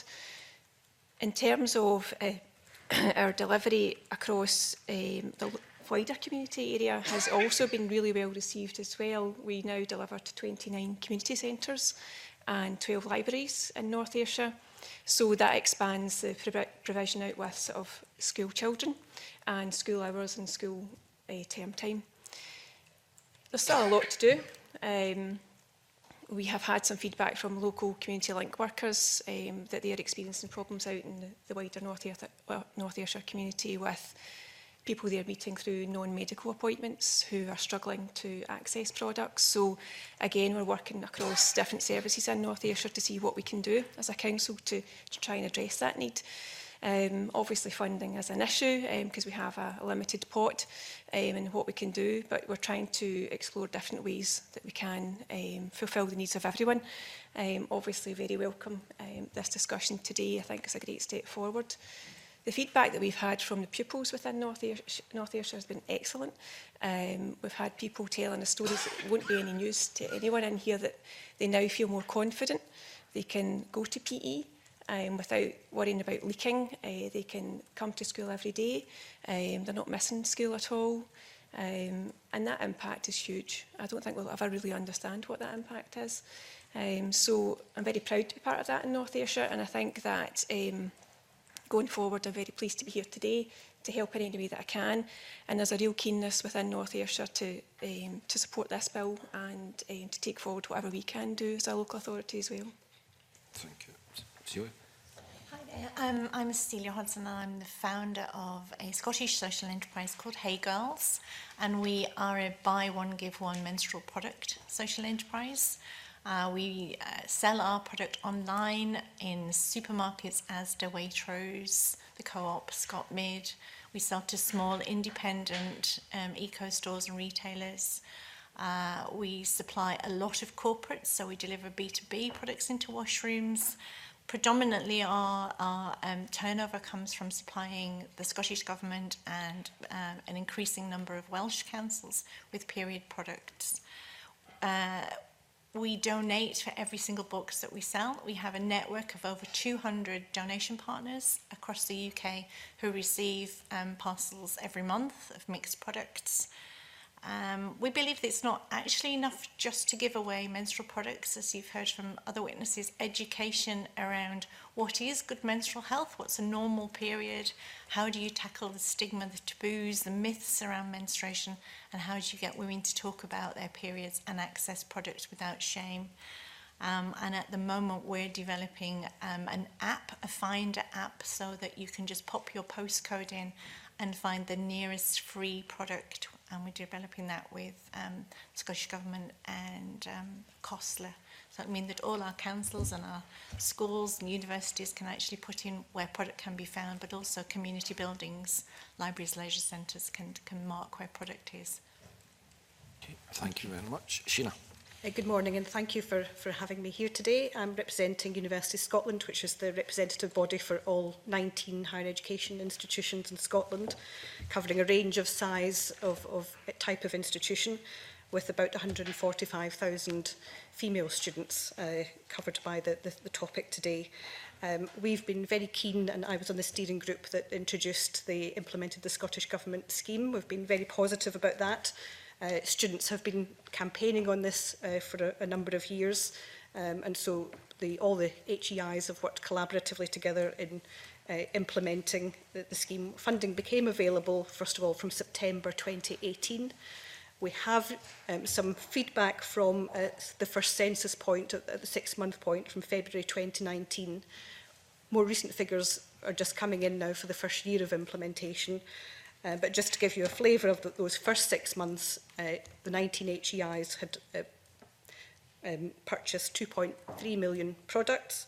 64% of them had been distributed across campuses and in various ways, which we can probably talk about later, and about 85% of those products had been taken by students.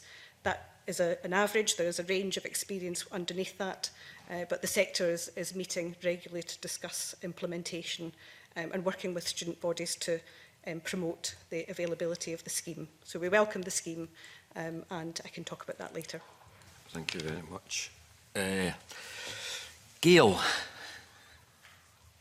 Good morning. Good morning. My role is actually, as a member of the Orkney Partnership, the Community Planning Partnership, I'm Chief Executive of Voluntary Action Orkney, which is the Orkney Third Sector Interface. And my role, along with the partnership, is to provide focused joint working to address often deep-rooted causes of inequalities across our islands. So we were very happy to take part in this scheme and be an active member in ensuring the distribution not only in schools and libraries and our college, but across our community organisations. So there are products now available right across the islands, utilising the networks that we have established and making sure that those who are furthest from the main points of access on our main island are able to access the products. We've worked very hard to look at how we create a scheme, a delivery method that suits our local area, and I think we're happy that we have begun to do that. We've had very limited feedback to date, but I think we are, in doing this, raising awareness, trying to reduce the stigma associated with this, and making sure that people's dignity and privacy are respected whilst accessing the products they need. Thank you very much. My colleague Sarah Boyack has got some questions. Yeah, it's been really great getting your introductory comments and, in addition, the written evidence you gave in advance. I want to explore about the effectiveness of existing schemes and where you think there's particular scope to improve them. A couple of you have mentioned funding, accessibility and reach. And I want to start off by thinking about who's currently missing out. I think you were here for the previous witness sessions and there was a comment about universities is great. If you're not in university, how would you access that? And interesting that you've said that most, or is it 85% of those that access the products in universities are students. So that's interesting. Is that staff, maybe on low income? So there's something about, if you could reflect to the extent you've got the information, who is missing out from the current schemes that you think need to be addressed? And we've got quite a good range of experiences in terms of service delivery to give us that as a starting point. Yep. Within North Ayrshire, we, aside from the schools, community centres and libraries, we also offer in buildings, council buildings for staff as well. The restriction that we do have and who is missing out is people that can't get to these buildings that don't work, you know, are not in education. So people that are at home for whatever reason, or a carer, some disability that prevents them from working, we're not getting to these people. I think also, for whatever reason, people maybe can't travel to these buildings as well. Community centres will have a limited opening time, and it may well be that people feel rather embarrassed or going to these buildings because usually you go to a community centre for a purpose and you're going there because there's a club on or whatever, but just to walk in and go to the toilet and get products and walk back out, it might be that it draws attention to you. So I think that we're certainly doing good things in North Ayrshire, but there's a lot more that we do need to do, and I think there's a huge group of people out there that aren't being covered by that, by our current provision. And I think as a local authority, there's only so much that we can do at the moment, but there's a huge group out there that I think we're missing. What I should have said in my initial question was about the debate we had about poverty, which dominated the first question. So let you come back in on that, but yeah, Alison next. Yeah, I think if we limit our understanding of poverty to being financial poverty, we're missing out an awful lot of people who need access. And I think that's why the universality of the scheme is really important. Obviously, schools are doing what they can do, and they're designing schemes locally to do things appropriate to their particular schools, often in consultation with the pupils in the school as well. And in lots of those discussions in the schools, it's come up that the LGBT community has particular needs and particular needs for access which need to be addressed in anything going forward. It's also coming up is the cultural differences, and some communities find it easier to access things than others. Provision in public buildings is also important, so it's done at a local level where people can access, but again, you are still missing people out who cannot access those buildings. And also, if we are looking at poverty as being financial poverty, we're missing out people who are suffering domestic abuse, who are suffering financial abuse, who've got some kind of cultural stigma around this as well. So we need to be broad. If we're looking at something that's universal, we need to look more broadly at what that actually means. We have provision developing, thanks to the money from the Scottish Government in the main, in areas like community centres. That is in itself a limit. We're talking about rural areas. Rurality is already being built up. There is not often a community centre in a rural area. That's immediately a problem for that kind of access. So we need to look more broadly at where we can have schemes developed. Mobile libraries has been mentioned, and where they exist, that's very good. But from a council point of view, that's one of the services that with pressures on council budgets, mobile libraries is something that in itself is having to be thought of going. So that is not a sustainable way forward anyway. Some areas are looking at links with pharmacies in the local areas. Often pharmacies are more local than anything else, and if we can have a scheme that also involves partners like pharmacies, that is a way of developing it as well. But that really comes back to the key point for us in all this is local design services to improve access to all community groups, the LGBT community, different ethnic groups in a community, gypsy travellers, homeless people, all those who need access, people who are accessing women's shelters from abuse circumstances, to be able to have access that meets all those groups. What we need is locally designed services by people who understand the needs of that local area. If we have legislation that becomes too prescriptive in what it's doing and how it's organising, we are going to have access problems. So that localism is key to meet the aims of what we're trying to do here. Students are not a homogenous group. You know, we have students who are distance learners, who are not easily coming into buildings on a regular basis. We also have students who go out on placement for extended periods, for example, nursing students. So universities and higher education institutions have been adapting flexible approaches in implementing the scheme because there isn't a one-size-fits-all for all students. And so in some cases, it might be a non-means-tested grant given to a distance learning student. It could be stocks of supplies being given to students before they go on placement.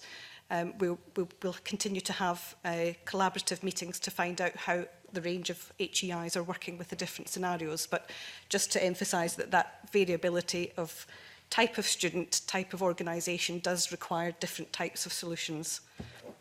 Could I ask just, sorry. Could I, just on that point, would that not also work with schools? The whole maybe giving a bundle to see them through periods where they're not at school? Because I know that was talked about earlier in the earlier sessions. Maybe that happens in some places, but others could probably comment. Okay, thank you. Yes, so I think it's... Yep. Yeah, I think it's fair to say that we've made a really good start, and there is some absolutely amazing examples of great practice, and then some schools and councils have been slower to pick up the opportunity. So in some schools, if we pick on Stirling as an example of, that really went out there and made a campaign around period products, they have Pedro, the period panda, which is a full Mardi Gras suit, and Pedro wanders around and gives out menstrual products in the corridor. Absolutely, there's no shame or stigma around Pedro. And then you go to the other extreme where you still have to go and see Mrs. So-and-so and she'll get the keys and go to the cupboard and open it, and you take out your packets of pads and the door is locked and the keys go back. So you can imagine the difference of and volumes of products that are going out in those two different situations.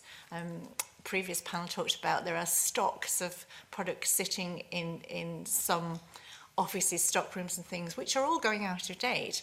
And the reason they're sitting there is that there hasn't been a campaign to make anyone aware that the products are available, freely available. So you go from having posters to saying, got caught short, take what you need and take some home for mum, to still whispering around, well, I think someone's got some product, but we're worried about the budget and we'll just drip them out as people ask for them. So there's still, you know, a significant difference between those things. And that plays out into communities. So we provide 26 of the 32 local authorities across Scotland, and some are absolutely putting product out in baskets, in tubs, in red boxes all over, so anyone can freely pick them up. And others, you do go to reception, you fill in a form saying who you are and what product you need, and then you're given a pack of pads or a pack of tampons. So there's huge differences. I think there's still a piece of work to be done around procurement and freely making those things available. We've not been able to supply either public buildings or schools who are ringing up saying, can we have more product? And we're saying, well, we're still waiting for a purchase order. So that, although we've, as I say, we've done a really great job, it's still pretty sticky to manage all of those systems. Okay, thank you. Gail, I'd like to let you in, and I promise not to make you last the next time. Quite all right. It's very interesting to hear from colleagues. I think our experience is going back to the issue of access and poverty. The role of the third sector, of community organisations, is hugely important. The way we've done it here is that my organisation acts as a distribution centre for third sector organisations, community centres, community organisations, including community halls, community schools, and that's right across the islands. And they're made freely available in those premises and through those agencies to those who need them. There are baskets, they're in toilets, they're in men's toilets. We are looking at having them accessible on the ferries because there's quite a long distance between some of the islands and the mainland. So we've tried very hard to make them accessible right across the board.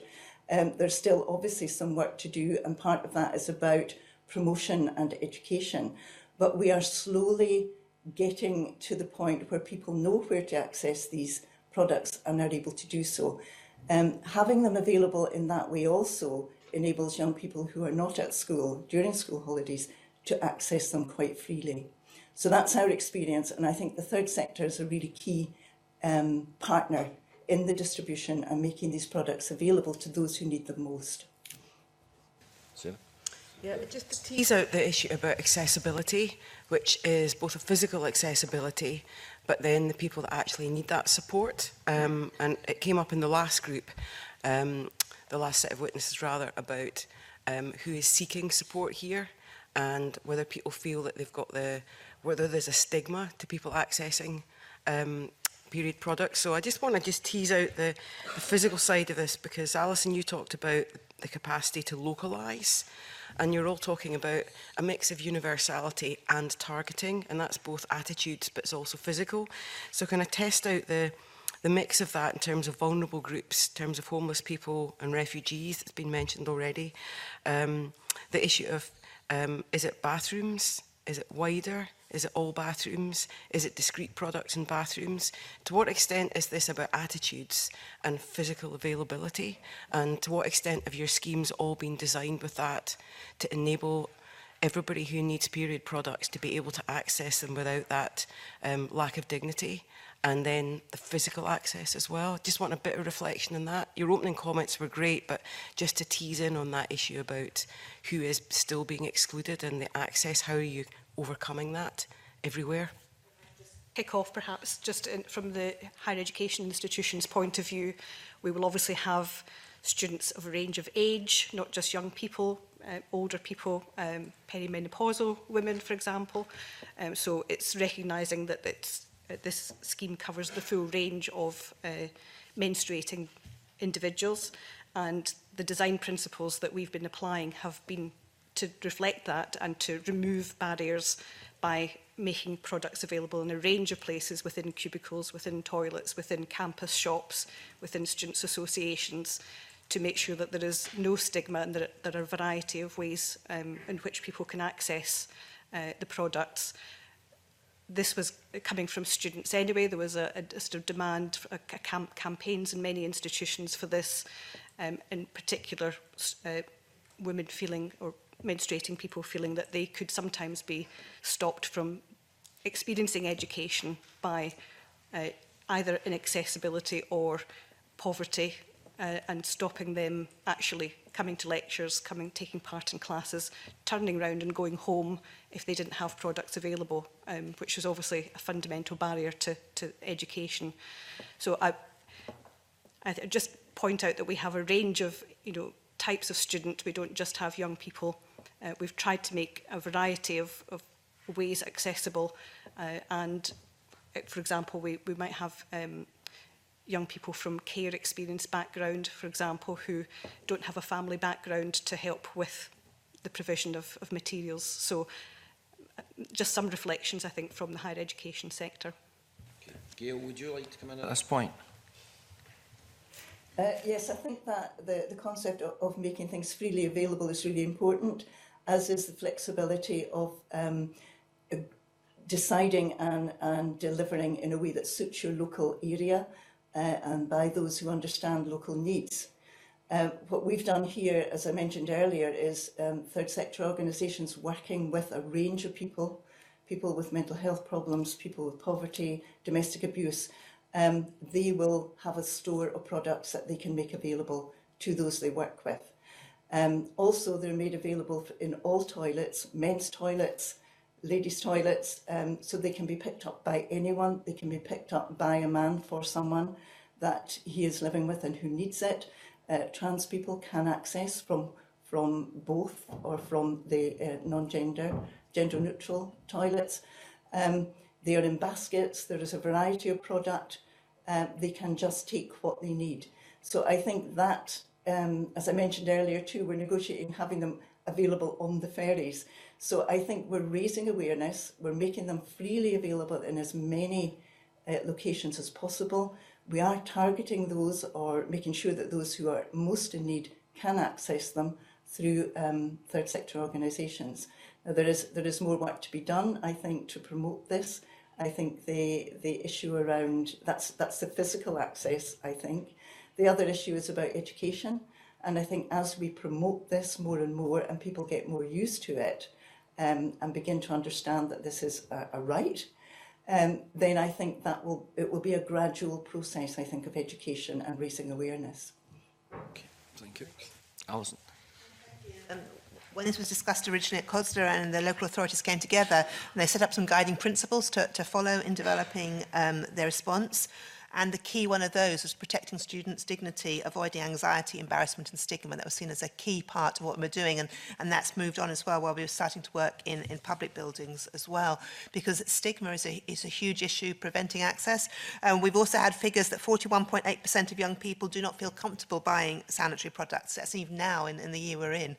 We've still got young people who don't want to go to a shop to buy, let alone access somewhere in the school or a community centre where they have to answer questions about why they need it. So we've got to deal with that kind of information as well.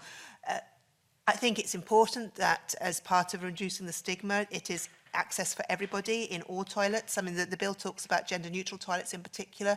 They are not available everywhere, and we do have lots of males for various reasons, either for themselves or for members of their families needing to access products as well. So we need to be open to where things are going and help use that to reduce stigma.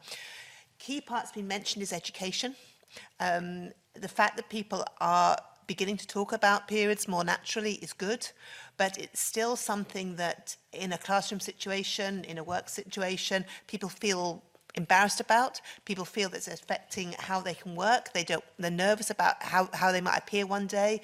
They maybe don't want to go to work. They don't want to go to school, and that is a huge problem for all of us that we need to overcome. Overcoming the stigma is part of that. Educating people more widely in a general sense is important as well. So all these things we need to do to reduce the stigma, because we cannot have a situation where people cannot access work, cannot access education because of a particular time of their month. Carol? We have a variety of distribution methods within the schools. We started off with a free vend machine in the sort of common area of the toilet, and quickly realised that there was the stigma, obviously, for girls going up and taking something out of the machine. It was embarrassing for them, so we quickly realised that and put them in the cubicles as well. But we've also moved to the basket idea, and again, that's just to make it more part of the norm. The more visible they are, the more it becomes just part of a normal day, you know, something that you would see normally in these locations. And I think that's part of trying to break down the barrier. We talked a lot about education. I think that's key, and I would echo that.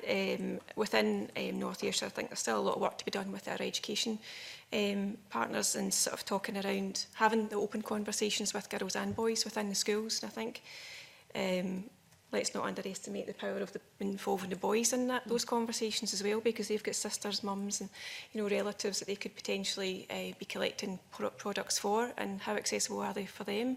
Probably not very accessible. So I think it's important to get them included, and I think some of the good work, and you mentioned Stirling, you know, there's other authorities that have done some great things that I think we can all learn from, and I think taking forward that it's just about including everyone in the discussions and opening up that conversation and having it as a more natural conversation. So I think there's quite a bit of work that we can do with our young people.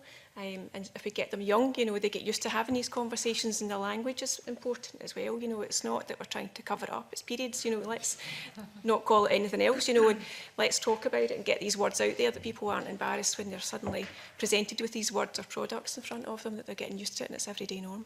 Okay, thank you. So you want to come in? With all of that, of course, and we created a best practice guide to distribution to share all of those really great stories about how boys and girls and mums and dads had got involved in the conversation. You know, we even have a thing called Hey Boys and Pads for Dads to get men to talk about, you know, being ready for their daughter to start her periods, or how do you go shopping for your partner to buy products. I think it has to be around access for all. When you start to use, you know, we use period poverty and we use period dignity as terms, and if you use period poverty within education and even within communities, but particularly within schools,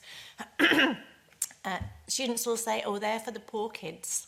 I don't take those. Those for the kids who haven't got anything. And even though you're providing a beautiful, environmentally friendly, sustainable product, they still think that they're for the poor kids. So by making access for anyone who needs it, who's got caught short, it sends out a very different message. To pick up on the point around being got caught short at work, so we provide products for everyone from H&M to Brewdog bars, and what we've found from the surveys we've done, that 86% of women have got caught short more than once when they've been at work, and what happens is 96% of those women go home. So in terms of lack of productivity, if you explain that to an employer and say for a very minimal amount of money you can put product into washrooms and provide dignity for your staff members, why wouldn't you do it? So in terms of bringing in corporate community, it's not a difficult ask. So I think freely available to all. And what you find when you do that is not everybody fills their rucksack with products. They do take what they need, and sometimes that's one tampon, and sometimes that's 3 packs. It just depends on their personal situation. Hey, Graham, did you want to come in briefly? I just want to ask Sheena, really, it could apply to councils as well. There's a section in the bill, section 5, which deals with education providers. So we're here to scrutinise the bill that's in front of us. And so we have to drill down on every word in that bill. So let me just read from that section. In each school, university and college, the education provider must make period products available free of charge for pupils or students who need to use them. There's no mention of staff. Now, Sheena, you said that in universities, 85% of the products are taken by students. The implication of that is that 15% are not taken by students, taken by other people. So if we take...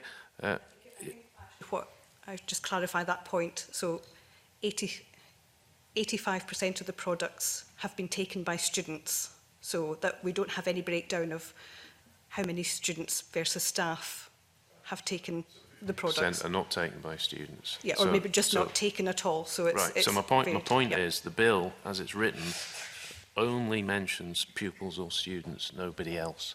So what the higher education sector would say is that, to our knowledge, there's been no analysis undertaken yet of the costs of that. Right. We are very keen that when we get to the end of the full 2-year phase of this Scottish Government scheme, that we do an evaluation. When we were discussing implementation, there were so many unknown and we had to make assumptions about costs. My question is that too limited? Because clearly you don't just have pupils or students in universities and schools. So we will have members of staff and members of the public visiting university campuses as well, and that will vary again across different types of campus and vary depending on types of events happening on campus, if you like. So again, it will be very varied. The impact will be different on different types of higher education institution, I suspect. We started this work originally, a lot of it was about access to education, about stopping women, girls and others from having to leave classroom, miss out on educational opportunities, and that was a big spur to what was originally done. We've heard in the discussions today about various questions about the workplace, and obviously people who are at work in a school or at work in a university, that comes under that heading, and we've also heard that the unions in particular are pushing for workplace.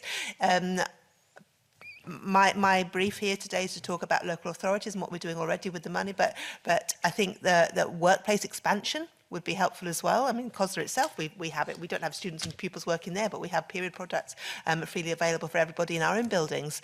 And I think that workplace expansion is something that would be welcome, and it would mirror what we're actually trying to do in public buildings for the community as well, because we've had that extension during the course of the last couple of years. We've been talking about this, and that universality includes people who are accessing education, people who are delivering their education, and people who are out about in the community. So that's what the bill says at the moment. But yes, if we're expanding it to workplace, that sounds quite a positive way forward. Thank you. Andy has to go shortly, so I'm going to let him come in here. I'm very grateful, Convener. Yes, apologies, I have to leave for a 12 o'clock meeting. Just sort of 4 very brief questions. I mean, the first picks up on Graham Simpson's point in relationship to universities. Now, in your, or higher education authorities in general, in your evidence from University of Scotland, you say that it's vital that provision is, if a statutory duty is placed on higher education institutions, it's vital that provision is fully funded, and to ensure this, that dedicated additional funding continues permanently. And yet, of course, Section 5 does make it a statutory duty for universities and colleges and schools to provide it. And Section 8, which is about Scottish ministers, may make appropriate arrangements for funding if they so wish. So this is you have a statutory duty in the bill as it stands. So I'm just wondering, why you feel that Scottish Government has to fund this when presumably you're funding toilet paper and soap and everything. We are. I think the context for us is the tight funding environment that we're in, with cuts to higher education funding over the past 7 years. So in order to be sustainable, I think has been mentioned by others, it has to be affordable. And part of that will be the evaluation, I think, that's undertaken to see how the provided costs, the provided funds have met the costs of delivering the scheme. So we're really keen to have a sustainable funded, if it's statutory, it must be sustainable and funded, given the environment that we're in. But doing that evaluation, I think, based on the 2 years, will be really helpful in informing that discussion. It's fair to represent your position then that you don't believe you should have a statutory duty unless there is statutory funding. I should point out statutory funding is a rare thing to have, but we'll leave that. You mentioned evaluation. So Section 2.4 of the bill says that a scheme should be operational not sooner than 12 months after royal assent. Now let's assume for the purpose of today that this bill is passed by Parliament and it achieves royal assent in, I don't know, maybe the 31st of March. That means we have to have a scheme in by March 2021. Do you think that's too soon, given that you're talking about 2 years to evaluate the current? there is some evaluation work in train already, I understand, with Young Scott, for example. So I think the funding ends in March 2020. The academic year finishes in June, so I think there will be time for that evaluation to take place to inform the next stages. And a brief question for Councillor Everson. You mentioned in your opening remarks about the need for kind of local variation, you need to deliver this differently.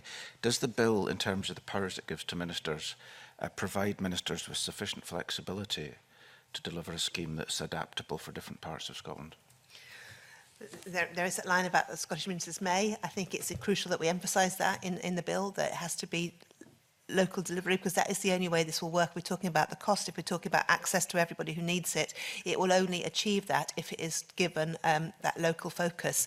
And working in terms of everything else we're doing, in terms of the National Performance Framework and what that's trying to do, all these things, it will only work if it's done locally. But another point you made about cost, we too would need to have everything fully funded. There is no way that local government could take on something else that is not fully funded. So that would be a key aspect for our work as well. And I must emphasise that, as well as you've said that to universities.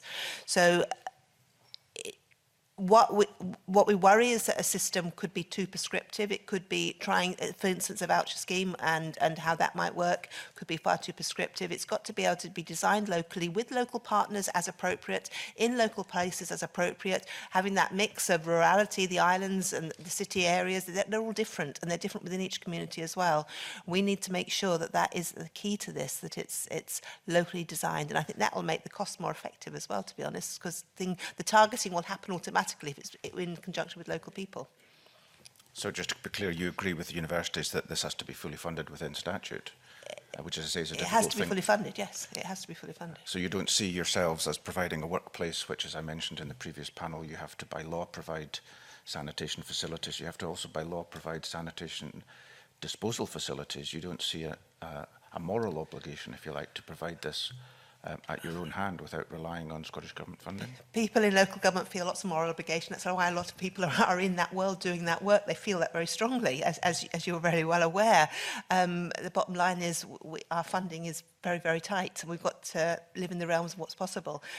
We cannot deliver what we want to deliver unless we have it fully funded, and it goes for any scheme that's given to us. We need fully funding. Okay, I mean, I understand the point you're making, but we'll have to reflect on that in terms of the provisions of the bill. And just finally, the bill makes no provision for any consultation, any statutory consultation on the design of such a scheme. And we've heard a lot of evidence this morning about various aspects of schemes and how they might work. And so it seems to me that government should be consulting. I'm sure it will, or would, were this bill to be enacted. But do you think the bill should make statutory provision for that? The consultation is going on anyway. That's how we do things. The review, as I said, there's a meeting tomorrow to do a further stage of the data analysis. We are doing that, and I would imagine that most people involved in this work want to do that because we want to be able to make the best system possible within the resources available. So that involves reviewing, analysing, and moving forward from that. We are doing that. I don't see a need to make that statutory. It's happening. Further than the scheme that's being provided at the moment. Mm-hmm. I mean, it talks about powers to make this universal and to have people apply for it by post and all the rest of it. Seems to me we're going to have to reach out to those kind of schemes that might operate, I don't know, in other countries even, because we don't do that at the moment for anything. I think consultation is better at the local level. I think you're evaluating a scheme, how it works within a local level, so evaluating it within that local level sees whether you're meeting need at that local level, and I think that's key to this. Okay, thank you. Thank you. Can I ask Councillor Everson, earlier on there was talk about good practice just now and bad practice at local level. Is that not part of the danger, that if there isn't a sort of set standard, that this just doesn't work in some areas? It's so much good practice and bad practice. I think it's very good practice and people that are learning as they go behind it. And I think the good practice will become the norm eventually. Nobody doesn't want to deliver this. We're talking about the authorities totally involved in what they're doing. Someone mentioned earlier the pace at which we've moved this far to get to this stage. It's been very quick, and some authorities have prioritised it and others not so. There's been other issues to talk about.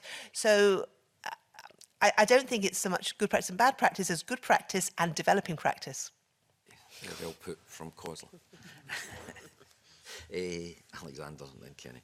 My reading from your comments this morning is that the perception is that the current system isn't adequately funded to ensure that you do have that range of products, that you do have that opportunity for individuals in different communities to manage it. So if that is the case, what we're looking at in this bill and some of the costs that we have in this bill, how realistic do you think they are to ensure that we will get a better system across your organisations if these costs are not actually going to be met to ensure that we do have a better system? I think at the moment we don't know whether the funding is adequate or not, and I think we're also seeing the change in demand as users become aware of what's available. So I think until, certainly in the HE sector, we like to research things and evaluate. As we get to the end of the 2-year funded period and test the assumptions that we had at the beginning, and also look at what was in the bill in terms of provision more widely, I think we will have better sense of the adequacy of funding and what levels are required to sustain the number of students we have. Typically, the uptake of reusable products has been very low in the requests. The purchase orders that have come through for menstrual cups or reusable pads has been pretty low. So if you think about giving a student a menstrual cup in Freshers Week, which as we did with Glasgow City College, that's them done for their full time where they're in education, and probably a further 5 years when they've left. So that's a significant cost savings. I think we ran a campaign with zero waste around trial period, and that got members of the public to try a reusable pad, and actually people don't go back to disposable product once they've switched to a reusable product. So I think, going forward, a greater focus on the benefits, both environmentally and cost savings around reusable, is a very positive thing to do. And the awareness, you've touched on that as well. So the whole public awareness of the stigma that's there, you've touched on that today about how you educate, how you evaluate, how you manage that system. But do you really believe that by doing that, that will then change the dynamics within it? This whole stigma, the organisation behind all of that, to make sure that women and girls feel much more at ease about this whole process? Because at the moment it would appear that they don't. There is still a big gap between all of that. Yeah, it's got to be around awareness raising, and this kind of conversation raises the topic of stigma and taboos. But if you can get everybody from, our campaign was with Michael Sheen, if you can get him talking about periods on STV in between the England Scotland rugby match, well, you're breaking down some pretty big taboos right there. So I think actually campaigns that raise awareness around what is menstruation, and then what are the products that are available to you as as someone who has periods, then that's the important piece. And Alison? Yeah, I want to pick up on the cost bit, because we do have concerns about the finances in it, and it was written so far. Because the cost projections at the moment in the bill are based on cost per unit of 9p a unit, whereas the work we've done so far in local authorities would be 17.6 pence per unit, which is almost double that. So we've got to be very aware of it and make sure this is going to be fully costed. There's issues as well around administration, running costs related to it, that I think maybe are magnified if we are using a voucher scheme, which we would argue we didn't want to use anyway for various reasons. But we've got to be careful that we do take into account all the costs involved in it. I think this is maybe at the beginning. This is maybe costs at the beginning, and that costs over time would decrease anyway. So we need to look at that. These figures I'm quoting are from our review at 6 months of delivery. We found it was 17.6. But as you're moving forward and as you're working more with partners in a local area, as you're developing more appropriate schemes, as you're understanding needs, we had to comment earlier from On the Ball, the group, about the boxes of products sitting there. Well, boxes of products sitting there because that's part of a learning process as they're going about what's needed in a particular area. And as we move on on, we won't have boxes of products sitting there because we are being more appropriate to what we're actually doing. But at the moment, there are costs, and I think we need to be very realistic about the costs. And we want this to happen. We want it to be universal. We want it to be everywhere, but we make sure the costing is there carefully. And when we start worrying about the cost, we've also got to think of the cost of not doing this and what we are losing in terms of productivity that we've already heard about. So, we've got to balance that, but be realistic. You identify that, at the moment they would appear not to be realistic in the short term. Potentially for the medium and long term, things may improve, but in the short term, what we have to deal with at this stage, it would appear that they're not realistic in the costing elements that they put into it.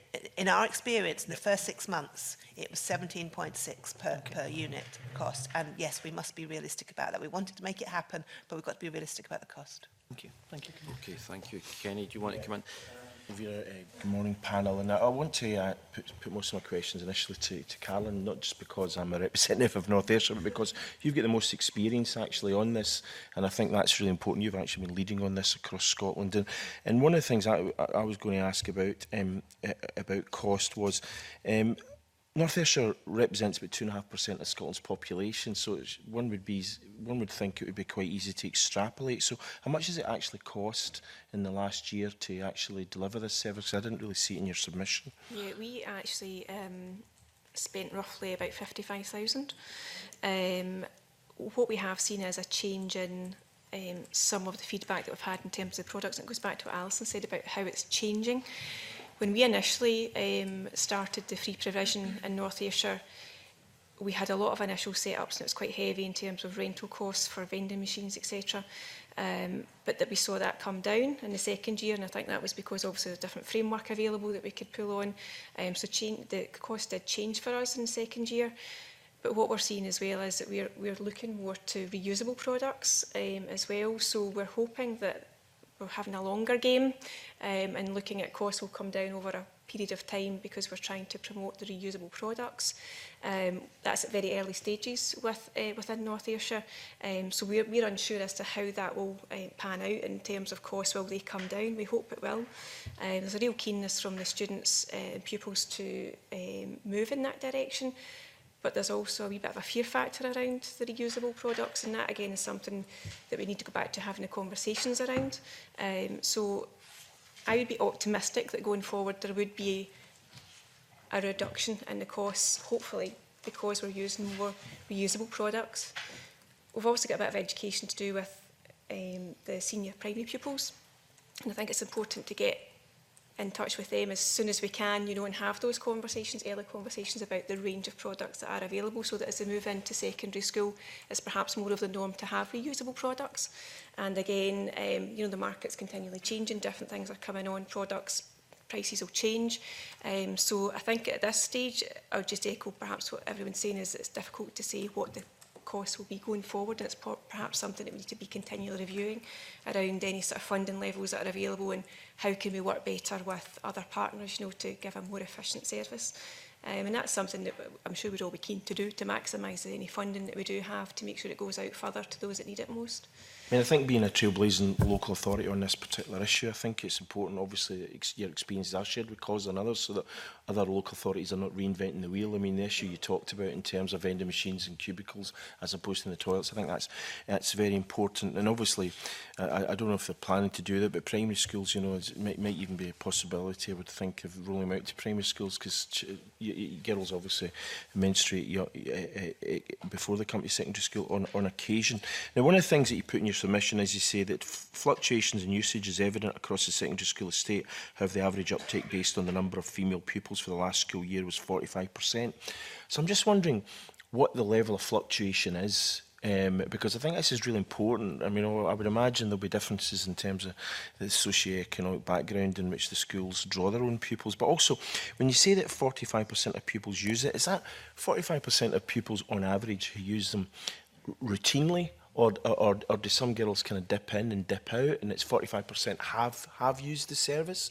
Because I think, again, when we're looking to see that the Scottish Government are providing appropriate funding for this, I think it's important to try and get as much information on this on this as possible. So, So they were pretty crude figures, because what we did was we looked at the number of female pupils within the school and how many months we had them on ven. So obviously we've had a full year, so we looked at how many products were used, and that came out at huge fluctuations, as you said, but overall across the 9 secondary schools that we looked at, the uptake equated to 45%.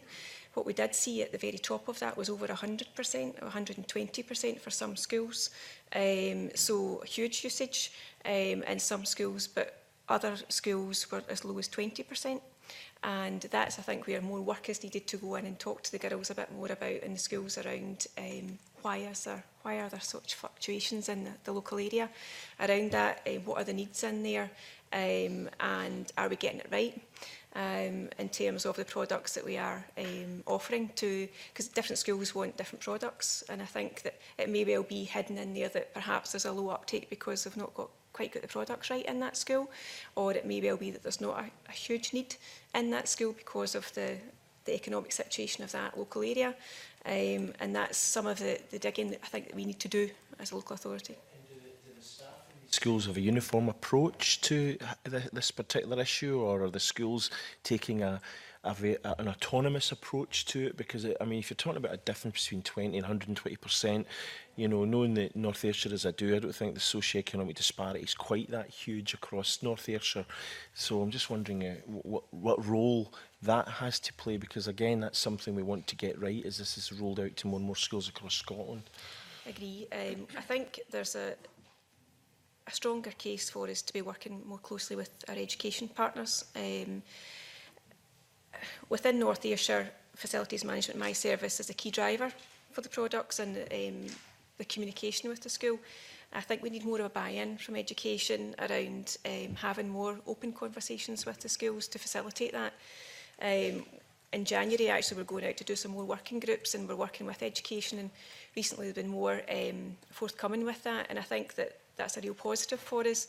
But I recognise there's a lot of work to do. We have done a lot in North Ayrshire, but we can't stop, you know, and I think there's a lot more that we can do, and I think that sharing best practice with other colleagues and other organisations is definitely the way forward, because everyone has different ideas and things work differently in different areas. You know, Alison was talking about local design, and I think I would really support that as well. You know, it's about what the pupils are telling us and the communities are telling us what they need, and we need to respond to that, because if we don't, then they won't use it, and we'll just continue with a gap. Okay. I know Celia wants to come in. I've just got one final question actually after that, Convener. Celia. I wanted to make a point about the vending. So I think vending is a really interesting part of all of this. So the use of vending machines, nobody wants to walk up to a vending machine and go clunk clunk and get themselves to probably plastic pads out of it. You know, if you've got 2 pads in a cardboard box in a vending machine, it's not really the most environmental thing that you can do. It's expensive. And the stigma and the noise around that is what puts people off using a vending machine. So if you start to not use vending, you have a wider range of products available, and the usage will go up, but the cost will come down because you're not tied into a contract and expensive vending machine. So I think that is an interesting shift that will start to come through in some of the stats. About baskets, for example, you put baskets which normalises things, and I think that's really important. Now, the final question I was going to ask was about rurality, and again, I was going to ask Carolyn, but also Gail, I would ask to come in on this one, and it's just because obviously North Ayrshire, in my own constituency, has got the islands of Arran and Cumbria, and you're not just dispensing these products in secondary schools, but you talked about 12 libraries, 29 community centres, so I'm just wondering if you're finding out any geographic differences in terms of uptake in the rural and island communities as opposed to the more mainland and urban communities. And again, I would wonder what the position would be in Orkney, if, for example, Kirkwall compared to more outlying island areas. So, Carolyn. In Arran, for example, Arran High School is one of the 118% uptake ones, so it's very high. And similarly, I think we found that we've got requests. We do actually supply baskets for primary schools. So we have actually had some requests from the head teachers over in Arran as well for the primary schools for more products. So it seems to be that there is a slightly higher demand in Arran for us. The the stats certainly show that, and anecdotally from the head teacher and education partners, they're certainly saying that as well. Okay, and Gail, what's your experience in the north? In the process of evaluating usage here, but we have had repeat demands for products from our island communities and those that we supply. So I think at the moment, all I can say is that it seems to be equal across the communities. That's anecdotal. Our evaluation is just beginning and we don't have the actual figures. But I think we've made great pains to make the products available in all these areas. And as far as we're aware, the uptake is uniform across the main island in Kirkwall and the mainland and our outer isles. Okay, thank you. Councillor Everson. And we mentioned earlier about posting it to rural areas where maybe it's not accessible. That is something I think that many local authorities have huge reservations about whether that's possible to do that. Many authorities don't do posting for anything. So it would be setting up a whole new administration system to do that, and the costs involved in that would be huge to set up something from scratch. So I think when we talk about our islands, when we talk about rural areas, when we talk about widening access, it's working locally in areas, like I've said before, pharmacies, areas, local pub, wherever it might be, where it's more accessible, that people can get it without having to have things posted to them. I think that is where our problems might begin if we started a postal service. I completely share your concerns on that particular issue, and at the break I was speaking to a number of colleagues who also share that, and I think that's something we would obviously want to discuss as a committee as well. I do have, I think that's something that from my perspective seems to me opening a door that could be bureaucratic, highly expensive, and people in rural areas have to, obtain food and other supplies, things from pharmacy, etc. Okay, sometimes they can be delivered, but generally speaking, having this posted out, I think could quite, potentially, if it's at a request, could significantly increase costs, and I think that might put a significant burden on this, a disproportionate burden in terms of being able to deliver on that. So I do share your concerns on that, Councillor Everson. I don't know what other panels think about that, but certainly it's something I was a bit concerned about in evidence. Indeed. Yeah, I'm not asking any more questions, I'm just saying, making a comment, just to anything, unless anyone wanted to specifically mention that. No, Annabelle. No. Okay, Graham, and then Annabelle. Thanks, Convener, and I want to stick to costs, because I think this is the big issue with the bill. Yeah. You've got a bill here which is essentially would create a scheme which imposes costs on public authorities and other public-facing bodies, not named. We don't know what public-facing bodies there might be. My understanding is there's up to 120 of these in Scotland. No idea what might be included there. So, but anyway, it will impose costs on each and every one of you. And in section 8, referred to earlier by Mr. Whiteman, it says the Scottish ministers may make such payments as they think appropriate to councils, bodies, persons and education providers obliged under this Act. So the key phrase there is as they think appropriate. So I can see you could have a situation where you could have, you'll be familiar with this, Councillor Everson, the annual standoff between councils and government. And if you have a scheme set up here, I could see councils or universities saying, well, we need this amount, and government saying, no, you don't. We're going to give you this amount, and it's lower, and there's a gap. So, do you think that Section 8 is fit for purpose? Because it clearly doesn't tick the box that you want ticked, where it's fully funded. We need a scheme like this to be fully funded. End of. That's important to do that. But I think you refer to annual standoffs, you refer to what might be appropriate. I think if we're working with the same aims in mind, if we're working within the terms of the National Performance Framework and developing schemes like this that we want to deliver between us, if we're working with the same aim, that aim should be to fully fund it. And we need to make sure that that is the way forward. You know, that we are sharing the aim, we want the same outcome, therefore it is appropriate to fund this for our communities. And we need to work within that level. And we also need to think about the costs of not doing this. When we're talking about the costs of children missing education, the costs of people leaving the workplace, and it's very hard to quantify those. We've had figures about the 96% of people who go home because of they haven't got the resources they need at work. But that does exist. And if we're talking about productivity, if we're talking about educational opportunities, if we're talking about equity, then this is something that needs to be put in place. Anyone else? There seems to be agreement on that. Can I just ask, you say that this is something that needs to be in place. Do you mean that the bill as written, everything in that bill has to be put in place? Because you're talking about fully funding, but, you know, if the funding for that is going to be, you know, much more than the government feels it can afford, what exactly do you mean by it has to be put in place? This conversation is about looking at the bill and analysing what we can do to strengthen the bill. So that's what we're here to do. Some of the bits in that we would question, in particular the idea for the voucher scheme, which is involved. It would have obviously involved cost as well to actually put that in place and administer that.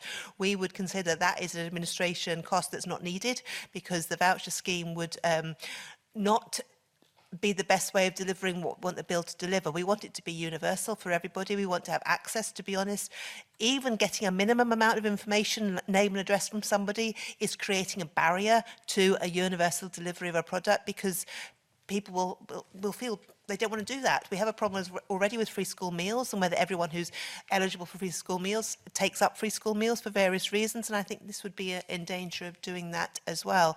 So it wouldn't achieve the universality. It would put people up. It would create a barrier to even have a minimum of a detail on rate vouchers. So the bill itself, that wasn't really the question. It's not. Yeah, but your point was that the bill as it is, and the bill as it is, no, because there's things like that we'd like to see amended and changed within it. So that was the point of your question.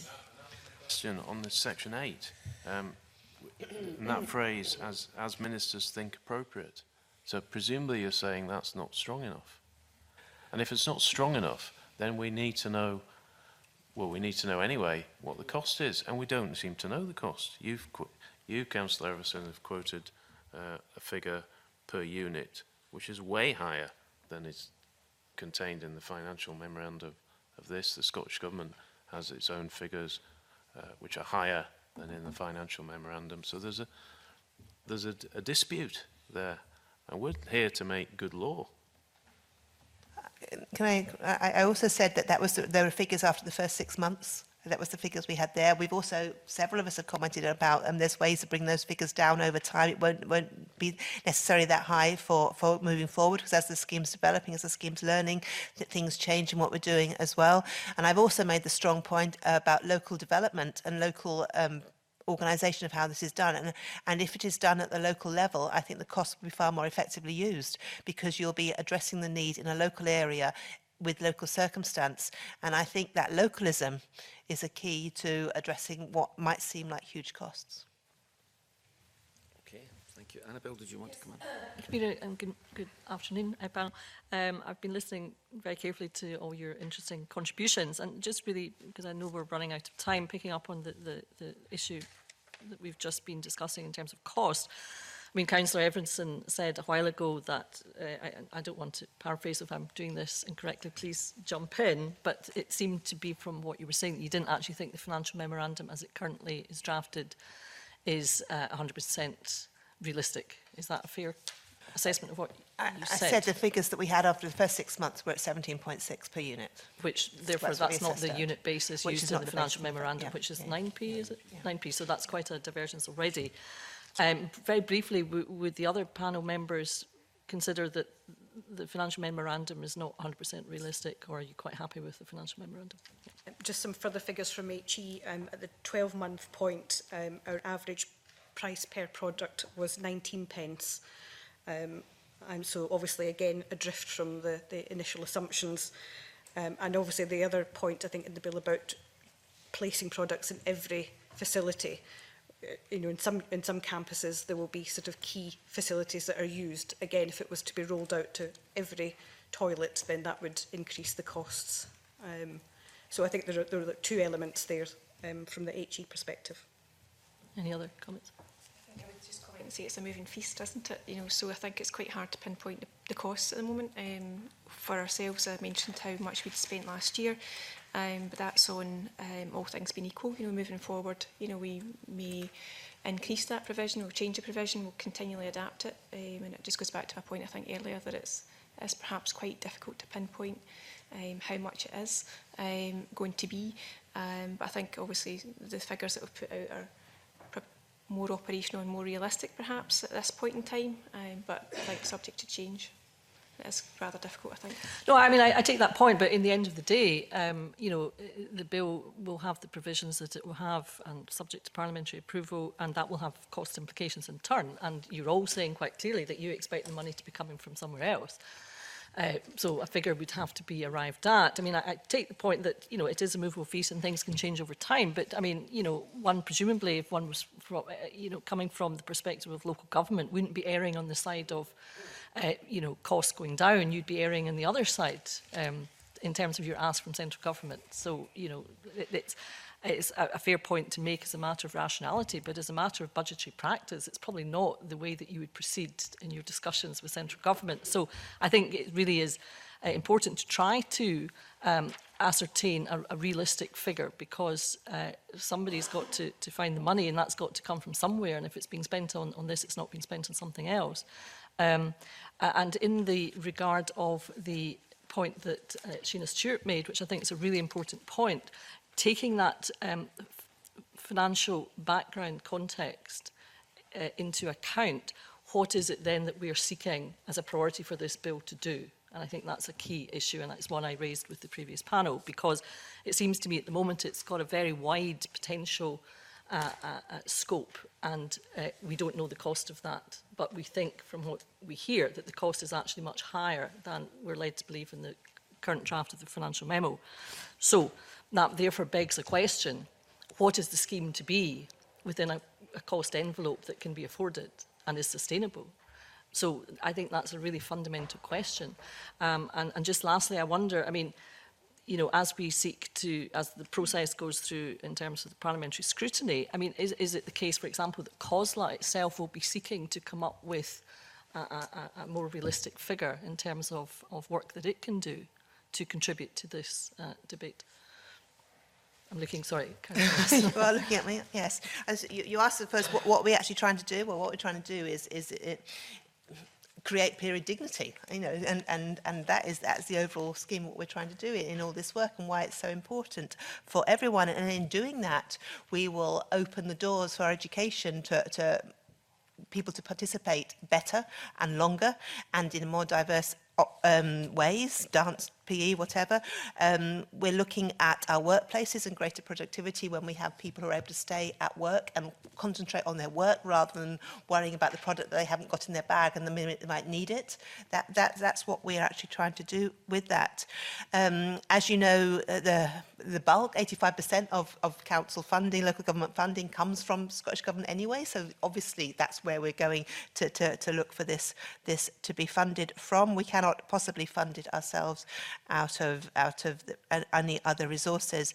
But I come back, whether we put up any figures you've asked as well, where we come up with different numbers. Yeah, well, obviously, I've said those figures I've quoted so far are in the first 6 months. We've got another meeting tomorrow in which people come forward at beginning the second stage of analysis. That work is carrying on. We've also heard from Carolyn's experience as well in North Ayrshire, how, you know, it's actually a movable feast at the moment as things change. As we get better at assessing local need, which comes back to working locally again and working with partners in a local area, we will then be doing something that's far more appropriate to that area, and therefore the cost will again come down. So I think that we need to be realistic about what it could cost, and we need to make sure that funding is available. We need to review what we're doing, but if we're working at a local area to address local need, I think what we're looking at is entirely possible. And actually, as I've already said as well, I think it's crucial in terms of education, equity and better productivity, and therefore economic development and inclusivity and all the things we're working for through the National Performance Framework. Can I ask Gail if she wants to come in at this point? I'm then? sorry. Yes, thank you. I think the view of the partnership is very similar to colleagues there, that we would feel it would not be possible to participate in the scheme if the government chose not to fund it. I think the recognition that many organisations are currently facing a challenging financial situation would make it difficult to continue this in the manner that it should be delivered. I think there's another point there too that's becoming clear throughout the conversation, is that many of us are currently reviewing the scheme. We're currently gathering the information. We haven't yet had the opportunity to analyse properly the cost, the benefit and any issues that may arise from that would improve the scheme. So at this point, without having all of that information available, it makes it very difficult to make very clear statements in terms of the cost benefit of this, both in terms of finance and also for people's dignity. So I think we're at maybe too early in the stage because we haven't got that full information to give any good clarity of response. Thanks very much for that. I'd suggest that it's not a case of the government not funding it. It's a case of the government knowing what it is that they're being asked to fund. That's the issue here. And at this stage, I mean, to be fair, it's early in the process, so at this stage they couldn't obviously make such a decision. Celia, you wanted to come in? I just wanted to pick up on the cost per unit. So we won the Scottish Excel Washroom Solutions contract, and as you'll all well know, you win those contracts on price predominantly and then on environmental impact and service. Our unit price is 7.5 pence for a pad and 9 to 13p for a tampon, so I'm not quite sure where those other costs are coming from, but actually if local authorities use the Washroom Solutions framework, then it would instantly bring down those products, and those products are environmentally sustainable. So many of the products that are available, yes, we have to give cost, we have to give choice, but actually, you know, in a pack of 10 well-known brand products, there are equivalent of 4 to 5 carrier bags worth of plastic in those products. So what we're doing is we're sort of eradicating one problem and creating ourselves another problem. So surely we need to look at sustainable, biodegradable, environmentally friendly and reusable products, rather than just buying, you know, whatever you used to buy. Kenny Adley. Can I say that's a really, really important contribution from Celia there. I think we're talking about two different things in the terms of cost, because there's an issue about setting up, because when you set up you have to obviously ensure that all these areas where these products are going to be available are fully fitted out, and you've got, you know, 20 here, 50 there, whatever it is. But the ongoing cost is likely to be less because you're only going to be replacing those that are actually being used.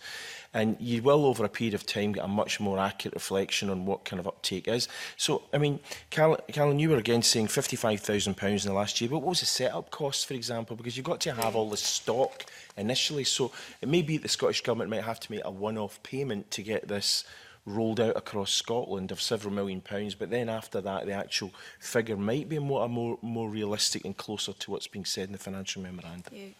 We would, the set-up costs are heavy, and we took a lot of that through installation and then subsequent rental costs for free vend machines, which is something that we're actually trying to move away from now, you know, from free vend. So we were tied in with a contract of that, which is actually coming out. We're coming out of that now. So again, that's where we see cost savings coming through for future.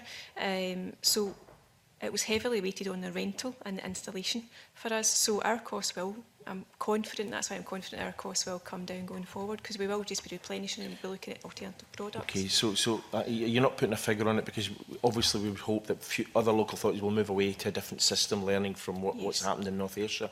But there was an initial cost which is higher in the first year than it will be in subsequent years. Okay, thanks for that. Thank you very much. I'm now, Monica, do you have a couple of quick questions you'd like to ask the panel? Yes, thanks, Convener, and hello to the panel. And just firstly, congratulations to North Ayrshire Council for being a trailblazer and for getting out the traps early. And I think we all appreciate that going first without that support, that there were some heavy costs initially, but you know, we're showing that the need is being met. I think many of the witnesses have talked about a sort of rights-based approach, trying to achieve equity right across Scotland. And I take Councillor Everson's points about localism being absolutely key. In terms of the way that the bill, therefore the way it's been drafted, which is a framework bill, and leaves a lot of the prescription, you know, to come later through that dialogue with partners, do you think that is the right approach? I'll open it up to Councillor Everson first. Indeed, that's right. And that's what we, at COSA, we think that's the right approach. It's got to be designed locally. Any effective scheme to address local need will be designed locally and involve people in that design.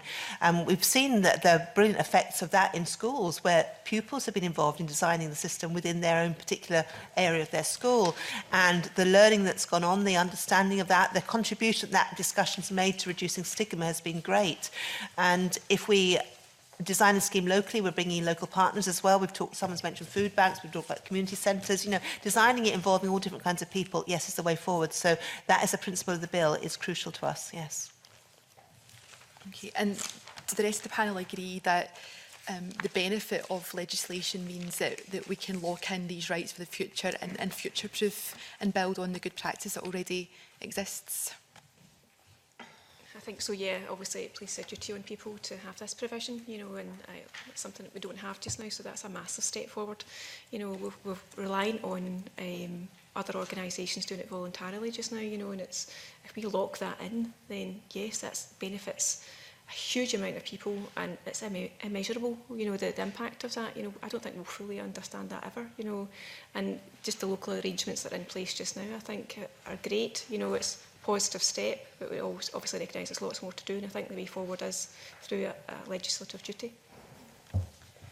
I think the importance of making it a regular piece. So if you can imagine that you go to your local library to get your pads, and then after going there for 6 months, that provision is no longer there. You've created a dependency, and that's where you know that you can get your products. If that just stops, well, where do you go? So it's, you know, it's really important that it's written and that it continues, and we're able to support communities. I think the point about local delivery is so fantastic. The community champions, the really good women that drive around with their boots full of menstrual products and deliver them out to leisure centres and Citizens Advice Bureau and young mums groups, is just absolutely amazing. Higher education, we're very supportive of the bill's aims, with caveats I've mentioned earlier about funding, fully behind the need to eradicate the stigma and the barriers which we know prevent people from taking part fully in education. Do you have any comment you'd like to make? I agree totally with colleagues. We would welcome the flexibility. The scope for localism is really important. And in the spirit of subsidiarity, decisions around local criteria for the scheme should be devolved to local bodies. I think for islands, obviously, an islands communities impact assessment with regard to this bill, if not already done, and would undoubtedly come to that same conclusion. Monica. Another point, it was raised by a couple of members and also the panel and some of your written submissions. The bill makes a provision that ministers could extend this duty to other public bodies. And Sheena, in your remarks, you talked about your students are not a homogenous group, and you've got nursing students who are out on placement, and there's a bit of a challenge perhaps around getting products to them.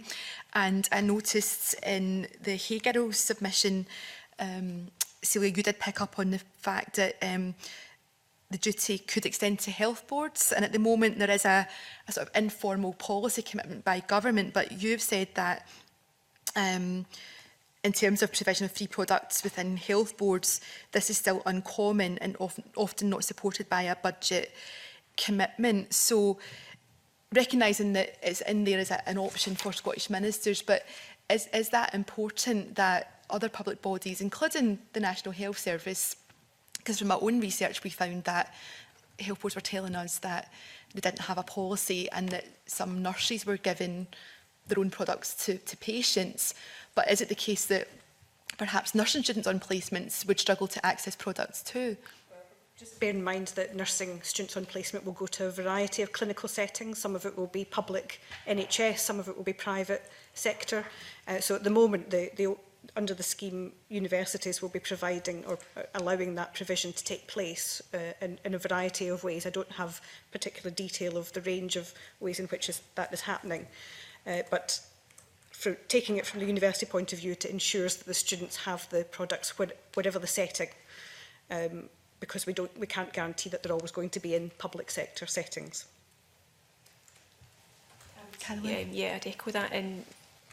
In my preparation for the submission for this, I spoke to North Ayrshire Health and Social Care Partnership, and their community link workers basically told me that they're out obviously in local GP surgeries across North Ayrshire, and increasingly they are getting more and more requests for products from patients that are coming in, and there's no provision within the GP surgeries.